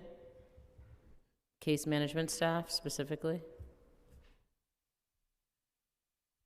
We don't have I don't have a study to present, but this APS is a very, it's a challenging program regardless, the nature of the program. We invest a lot in communication with staff. We invest a lot of visiting, listening to staff, hearing their needs, implementing, if it's discussions or implementing new processes to help staff with different part of their jobs to really to try to prevent the burnout of the caseworkers. And then has HRA added funding or headcount for APS in the preliminary plan? No, there was no additional funding or headcount in the prelim plan. Is additional funding needed? With our current headcount, and if we fill our vacancies, I think we're adequately equipped to serve the clients that we have. Okay. And what's the current average caseworker ratio for APS clients? These are the numbers you gave me before, right? Correct. It's about 1 to 41, 1 to 42. Well, yeah, 41 to 42 per one currently. Okay. Is the current ratio addressing the increase in referral volume, and does HRA plan to add caseworker positions for APS? Beyond filling the vacancies? I think we'll be good if once we fill all our vacancies, we'll be in a good place to have an adequate caseload ratio. Okay. What's the target caseworker ratio? So I know you were as low as 39 in 2019. So And as high as OCFS doesn't 43 in dictate 2023. our oversight. The Office of Child and Family Services doesn't dictate. Ideally, we would want to be in the 30s range, in the mid-30s. That's what our ideal would be. Mid-30s. 30 to 35. Usually. 30 to 35. When was the last time your ratio was 30 to 35? We were 30 to 35. I think we were 39 and. We were 39 in 2018, I think. In 2019, we were 39. So. Yeah, so when when were fi- you 30 to 35? I don't have numbers past 2019, but I could pull that for you. But I do think once we fill our vacancies, we will be at that number, in the 35 range. Okay.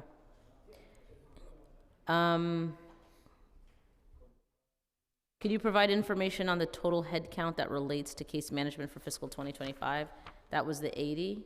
Sure, yeah. So that of the 486 staff, we budgeted headcount, we have 387 case management staff that are so basically 80% of our total APS headcount is for caseworker or their supervisors. Of the 387 case management staff, 321 are on board. Okay.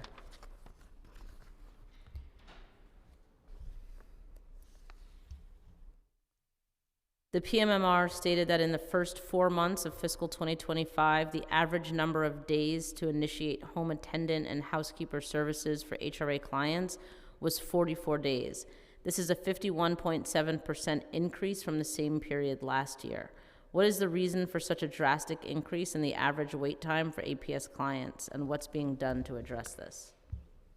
So sure, so I do want to clarify that statistic is not specific to APS, it's the general home care rate. So Okay. Just to clarify, it's not specific to APS, but although there may be APS clients, you are absolutely correct, but it's not specific to APS. I think in a couple of things, there are some changes that are occurring, especially when we get immediate need cases.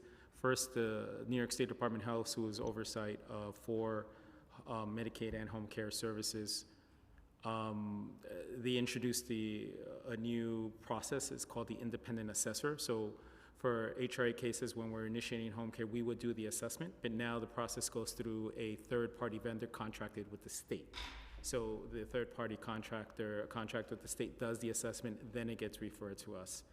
The rollout, it was a transition for our normal processes, and it was a little bumpy at the start. I think that's one of the reasons in the increase, and that happened this year, as well as the fact that when we get particularly an immediate needs case, the client may come with no Medicaid, so we have to put up the Medicaid prior to we get the home care in place. How long do those assessments take, and which state agency is responsible for them? So, a couple of things. If it's through HRA, it's for clients who are enrolled in our managed long-term care plan, and if they're receiving services through our CASA offices, it's separated apart. If an individual is getting care through a managed care organization, that plan is responsible. So the bulk of the clients who are receiving home care, it's usually through a managed care organization. There are about anywhere on any given day between 4,000 to 7,000 clients who are carve-outs, who come through HRA directly, who receive what we call CASA services, Community Alternative Services. And those services are processed through HRA. That changed when the independent assessor now does the assessment for those clients. So we no longer do the initial assessment. It goes through the third-party vendor, Maximus, who is conducting that assessment. And did you mention how long it takes? If it's supposed to happen within the first 30 days. It's supposed to happen fairly expeditiously. The rollout for some of our clients have been a little more bumpy, but we have seen improvement in that process. I could pull numbers for you. I don't have them in front of me. Okay, if you could follow up, that'd be great, and I'll go to Councilmember Lee with some follow-ups. Yeah, sorry. So, sorry if I misunderstood. So you used to do the assessments, but no longer do. How long has it been since the state took that process over? So it's similar, if I'm That was understanding. implemented Yeah. in calendar year '24, and then it got Oh. delayed. In late '24, and then it got rolled out, but they do the bulk of them. There's still some carve-out, like children, we still do. In certain cases, some carve-out cases, we still do, but the bulk of them are being done by Maximus, Is the independent assessor hired by the state. Yeah, no, and just from what I understand, that process can take long depending on what the needs of the client is, right? So if you need someone who has specific language needs or other cultural, like, meaning, it's not always a perfect sort of match. Like, it could take days, but it also could take a month or longer, if I'm I understanding. would also state that sometimes even if the assessment is done quickly and we identify the needs, sometimes the needs of the consumer are not met by the home care provider. For a case in point, if somebody needs 24-hour care and they need split shifts, so finding someone who could do 2 12-hour shifts is incredibly Right, challenging. exactly. So it's not as easy always, and also you lay on top of that a language need. So you need somebody who needs 2 split shifts. Both individuals have to meet, ideally would speak the language of the person that you're serving. So sometimes it's more challenging than one would think to really coordinate that care. Right. And because I know that when the state nurses or whoever it is from Maximus comes and does the assessment, it could take longer. And also because it's a third party, I would imagine the coordination is a little bit more cumbersome. It's a little more cumbersome than us doing it directly, Right. but we follow the state Department of Health rules to use the IA to conduct the assessment. And how have the new changes in the contracts with PPL and all of that, has that impacted you guys, or will that impact you all at all, or no? So that's a great question that's currently in place. That's for CDPAP. That's specific not just to general home cares, but for Okay, right, that's individuals only who CDPAP, have okay. a family member or relative or a friend who's providing the services for them. We HRA, if you're in that carve-out population, not the general managed care organization, which is about 4,700 clients who receive CDPAP through HRA, they have to, we still continue to do the assessment and the care plan. However, the payments, the fiscal intermediary services Right, yeah. are being paid through PPL. So we will still say, John Rojas needs 8 hours of home care, but the aid will be paid through PPL. There's been a couple of lawsuits, and it was extended to the end of the end of this month. So we're currently in that transition. It does require the consumer to sign authorization, and it also requires the aides to work with PPL to do all the tax forms and forms to get them on payroll, basically. And also, I don't know if this is a factor or an issue with the APS population, but has someone's immigration status been a factor in whether they disenroll in services? because I know that that's true with some of the HRA. It may not be relevant to the APS, but I just wanted to know if you had seen anything around That's a that. great question. So for APS, immigration isn't a criteria, isn't a factor. Actually, we don't even ask immigration status. We provide services regardless of immigration status. Sorry, I should clarify. What I meant was, not on your end, but clients or families of clients wanting them to disenroll out of any sort of Oh, I issues or see what fears you're around. saying. Sorry, that's what I meant. Have we seen? We haven't encountered any issues related to that yet, but, you know, things are changing, but we haven't encountered any issues related to that yet. For APS. For APS clients. No, you're good. Thank you. Thank you so much. Thank you all so much for your testimony. I'm going to go to public testimony. Thank you so much. But thank you. I appreciate your time. Thank Thank you. you.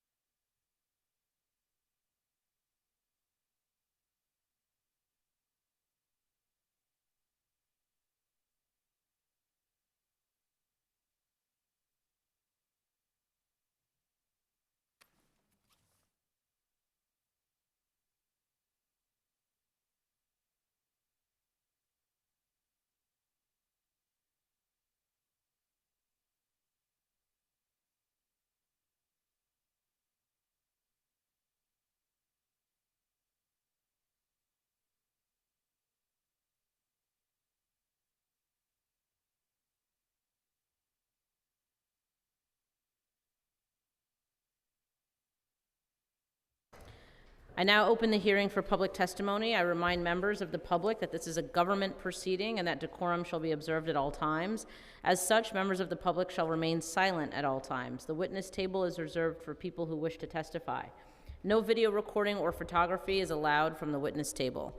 Further, members of the public may not present audio or video recordings as testimony, but may submit transcripts of such recordings to the Sergeant-at-Arms for inclusion in the hearing record. If you wish to speak at today's hearing, please fill out an appearance card with the Sergeant-at-Arms and wait to be recognized. When recognized, you will have 3 minutes to speak on today's oversight topic of Adult Protective Services referrals or on Resolution 16. If you have a written statement or additional written testimony you wish to submit for the record, please provide a copy of that testimony to the Sergeant-at-Arms. You may also email written testimony to testimony@council.nyc.gov within 72 hours of this hearing. Audio and video recordings will not be accepted. I'd like to call the first panel. Janine Cahill-Jackson, Eric Lee, and Marcus Jackson.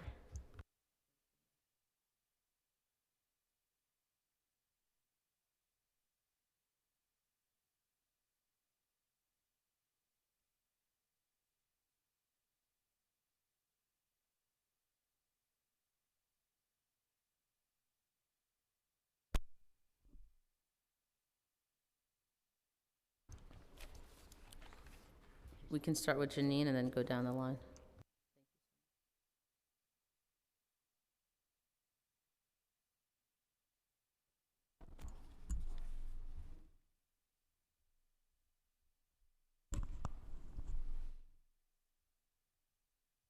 You can start.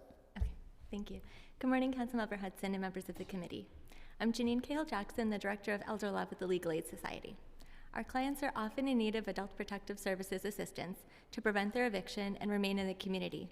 The assistance APS provides is crucial to so many older New Yorkers, but there are several areas where both we and our clients have experienced challenges. The primary APS service that our clients are in need of is the CityFEPS rental subsidy. A senior can qualify for CityFEPS by having an active APS case. Many seniors depend on APS to submit these applications for the subsidy. However, in our experience, it can take from 6 to 9 months for APS to complete the application and obtain an approval, which often places seniors at the precipice of eviction, as the housing case moves far more quickly than that. This could be prevented if APS gave legal aid permission to submit applications on behalf of these seniors. However, they often refuse to do so, leaving our hands tied and our clients at risk. Additionally, APS has refused to apply for CDFEPs in some cases, despite extreme rent burden for the senior. Another APS service that our clients are frequently in need of is financial management. This can be essential, particularly for seniors experiencing financial abuse. However, in our experience, it can take over 6 months for financial management to start, often causing seniors to remain in unsafe circumstances for extended periods of time while waiting for the approval and the management to actually take place. In one specific case, the result is currently delaying in a senior in Brooklyn remaining with zero income because her son continues to take her Social Security checks that continue to be mailed directly to her. For the last 6 months, she's had her APS financial management pending and is left with no income. My staff has been told it could take up to a year for this to be completed. Additionally, once financial management starts, it's not uncommon for the rent or other bills to go unpaid for the senior at various times with no explanation. This again places the senior at risk. Lastly, a need for many of our clients is unmet by APS and any other community-based organization to which they might seek to refer them, and that is to help them locate alternative housing and to move.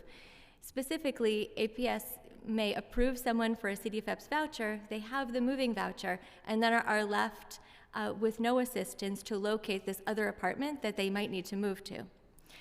With the exception of one client in Brooklyn who was eventually connected to an individual called a housing specialist, we have been told repeatedly that this is not a service that APS provides, and they will only intervene moments before the eviction by filing an Article 81 guardianship, seeking the appointment of a community guardian to be given the power over the senior themselves and their property, despite many less restrictive options to assist the senior and prevent their homelessness.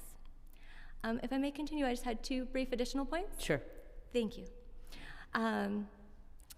Additionally, just in regards to the Article 81 guardianship and finding an apartment, it actually remains unclear how this process would prevent their homelessness.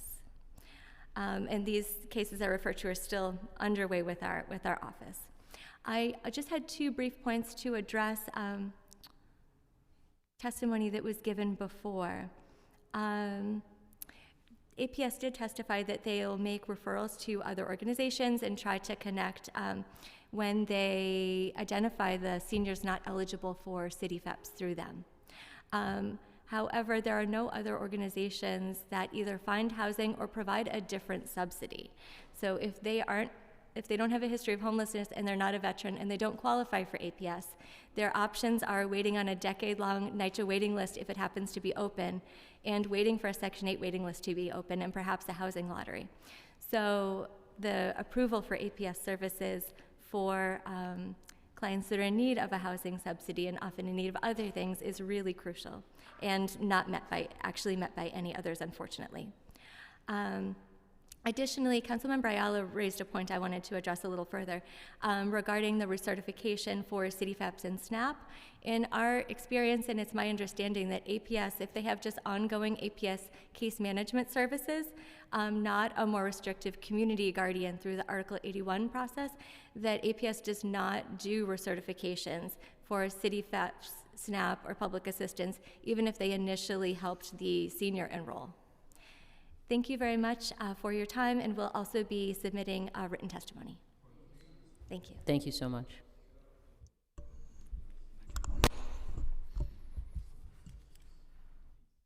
Hi, good morning or good afternoon. Thank you, Chair Hudson and members of the committee for allowing me to testify today. My name is Eric Lee. Good afternoon. My name is Eric Lee. I'm Director of Public Policy at Volunteers of America, Greater New York. We greatly appreciate the committee for holding this hearing today on APS and ensuring that our vulnerable and aging New Yorkers are supported and protected. My organization, VOA GNY, is the 5th largest supportive housing provider in New York City. We have 3 residences dedicated to caring for older adults. In addition to these buildings, we also house a large number of seniors in our other permanent housing facilities simply because the buildings, the longer they operate, the longer our tenants get to age in place within the buildings.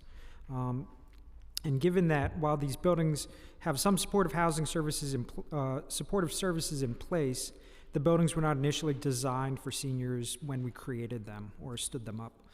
Given that, we often look to partner with APS or other agencies to augment our services, and we encourage the council to prioritize funding in next year's budget to expand headcount within APS. I know that the agency said that they think that they're sufficient, but we really want to see the agency have adequate staffing to proactively partner with clinical staff within our buildings so that we can implement service-rich progressive care models to ensure that vulnerable residents who are struggling to maintain their housing can get the services they need to stay there.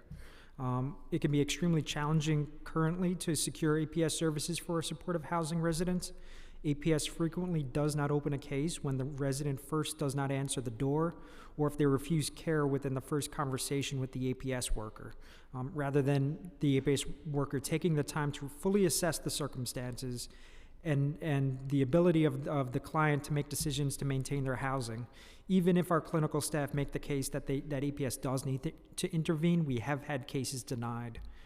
It's not clear to us if these denials are based on the belief that supportive housing residents ought not to receive care from APS, or if there's a skill gap in the assessment of the people that are doing the assessment, or in assessing, particularly in assessing the need, whether someone lacks the insight to make decisions, or if APS simply doesn't have enough hands and are eager to try to just churn through the massive number of referrals which they mentioned today. It's critical that they have the sufficient staff at APS to handle the volume of cases being evaluated, and that the staff in place take the time to meaningfully engage and encourage all persons referred, because failure to act appropriately will result in more extremely vulnerable New Yorkers becoming street homeless. When APS does open a case for our supportive housing residents, their involvement can be a very stabilizing force. For example, when it's challenging for a building staff to gain entry or access to a unit within a hoarding situation with a resident, APS, acting as a neutral third party, can work with the client to declutter and clean the unit, as well as bring in exterminators. And one final point regarding the legislation heard today, we are in support of Resolution 16 by Councilmember Palladino, which would call on the state to increase the personal needs allowance.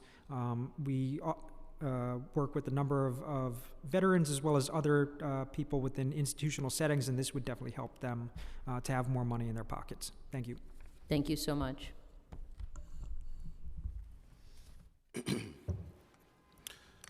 Good afternoon, Chair Hudson, members of the committee. My name is Marcus Jackson. I'm the age-friendly community organizer with Encore Community Services. I would like to thank you for the opportunity for speaking today. Encore has been serving older New Yorkers for nearly 50 years, and every day we see how affordability determines whether older adults can age with dignity or face instability. At our Aging Through Art Center and through our Home Delivered Meals program, we support thousands of older adults with meals, housing, and connections. I'm here today to talk about affordability on fixed incomes. As a part of my work, I partner with local businesses to create more age-friendly city, recruiting them to offer discounts and other special benefits for older adults within our community to help stretch limited incomes and foster community connections. Encore's financial case management team help older New Yorkers apply for SNAP, SCREE, rental assistance, fight medical billing issues, avoid eviction. These are lifelines, especially for older adults living in fixed incomes. But the need continues to grow, so the city's investment in these services also needs to grow. We also deliver over 750,000 meals a year, including to those who are homebound. For many, that meal is the only meal they receive for the entire day. We can and we should do more to ensure no older adult goes hungry, offering 3 nutritious meals per day, 7 days per week. We urge the City Council to do 3 things in this budget. The first is to protect and expand funding for NYC Aging. This is not a place for cuts. The second would be to invest in aging services, workforce, and family caregivers. These are the people holding up our system, and they need to be paid and supported like they are. And lastly, to prioritize affordability through case management, housing support, food access, and community-based solutions that meet older adults where they are. I'll share more details in the written testimony I submitted today, and I appreciate you guys for the time. Thank you so much. Thank you all so much for your testimony. I really appreciate it. Thank you. I'll call up the next panel, Sharon Brown and Christopher Leon Johnson.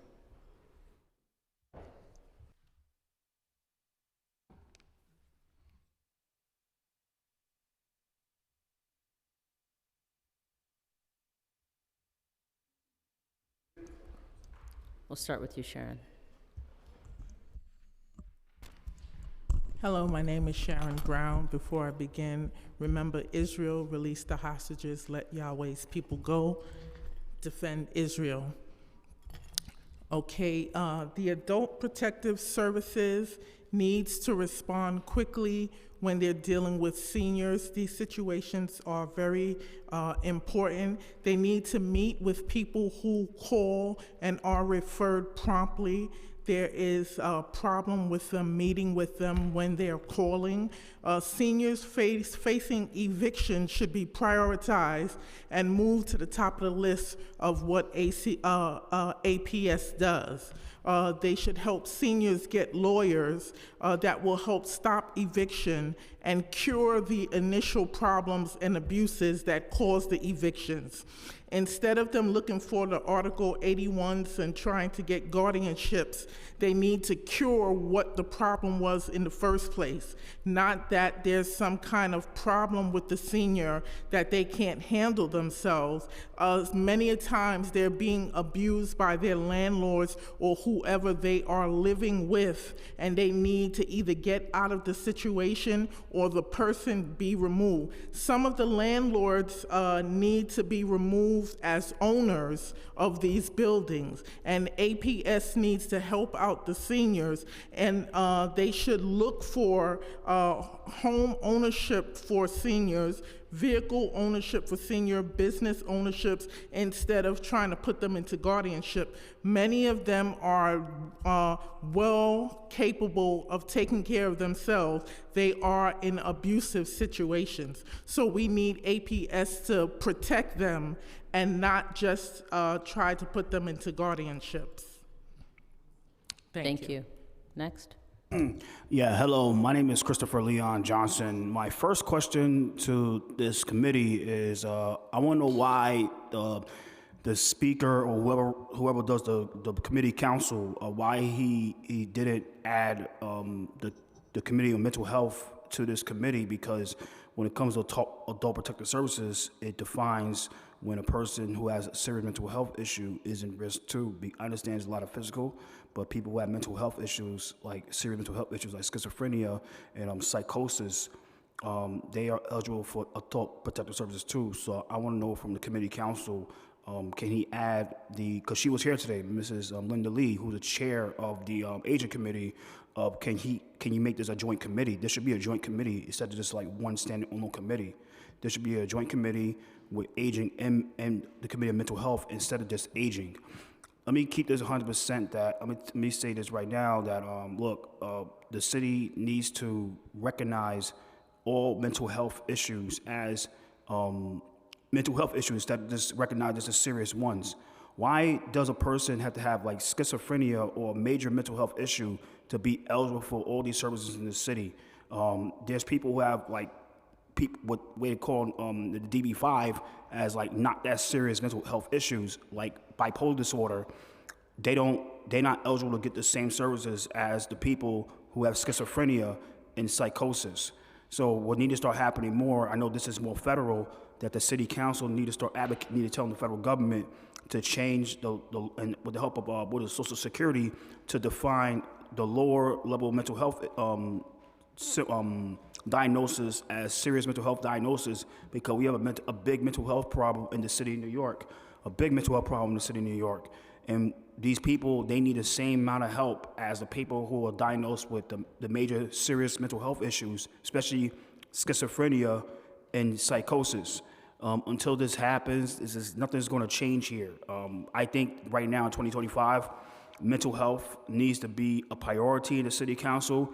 They need to dedicate a whole month to Mental Health Awareness Month. Really, instead of just putting tweets and Facebook postings and photo ops, they need to act on it. They need to act on what they're saying, because it's not funny about mental health until somebody that we all love or somebody that's well connected in the city council or in the New York City political world gets hurt by somebody that's seriously mentally ill. It's not funny until that. So like I said, until you're ready to go to the federal government, talk to your state, your state and federal legislators, including the governor of New York State, Kathy Hochul, to really help reform mental health laws in the city, for the city of New York, because it's home rule in the downstate area, nothing was going to change. So thank you so much and enjoy your day.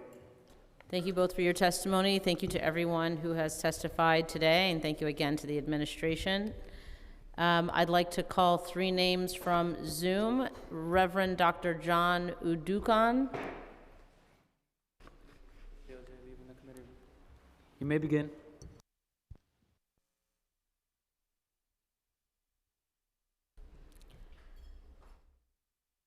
Okay, no Reverend Dr. John Udukan. Moving on to Dr. Jonathan Akeem Jones. You may begin.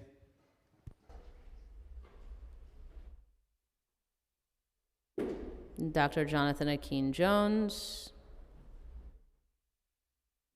And lastly, Stephen DeCastro.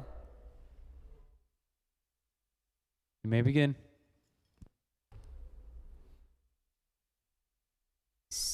Stephen DeCastro. If there's anyone else on Zoom that would like to testify, please use the raise hand function.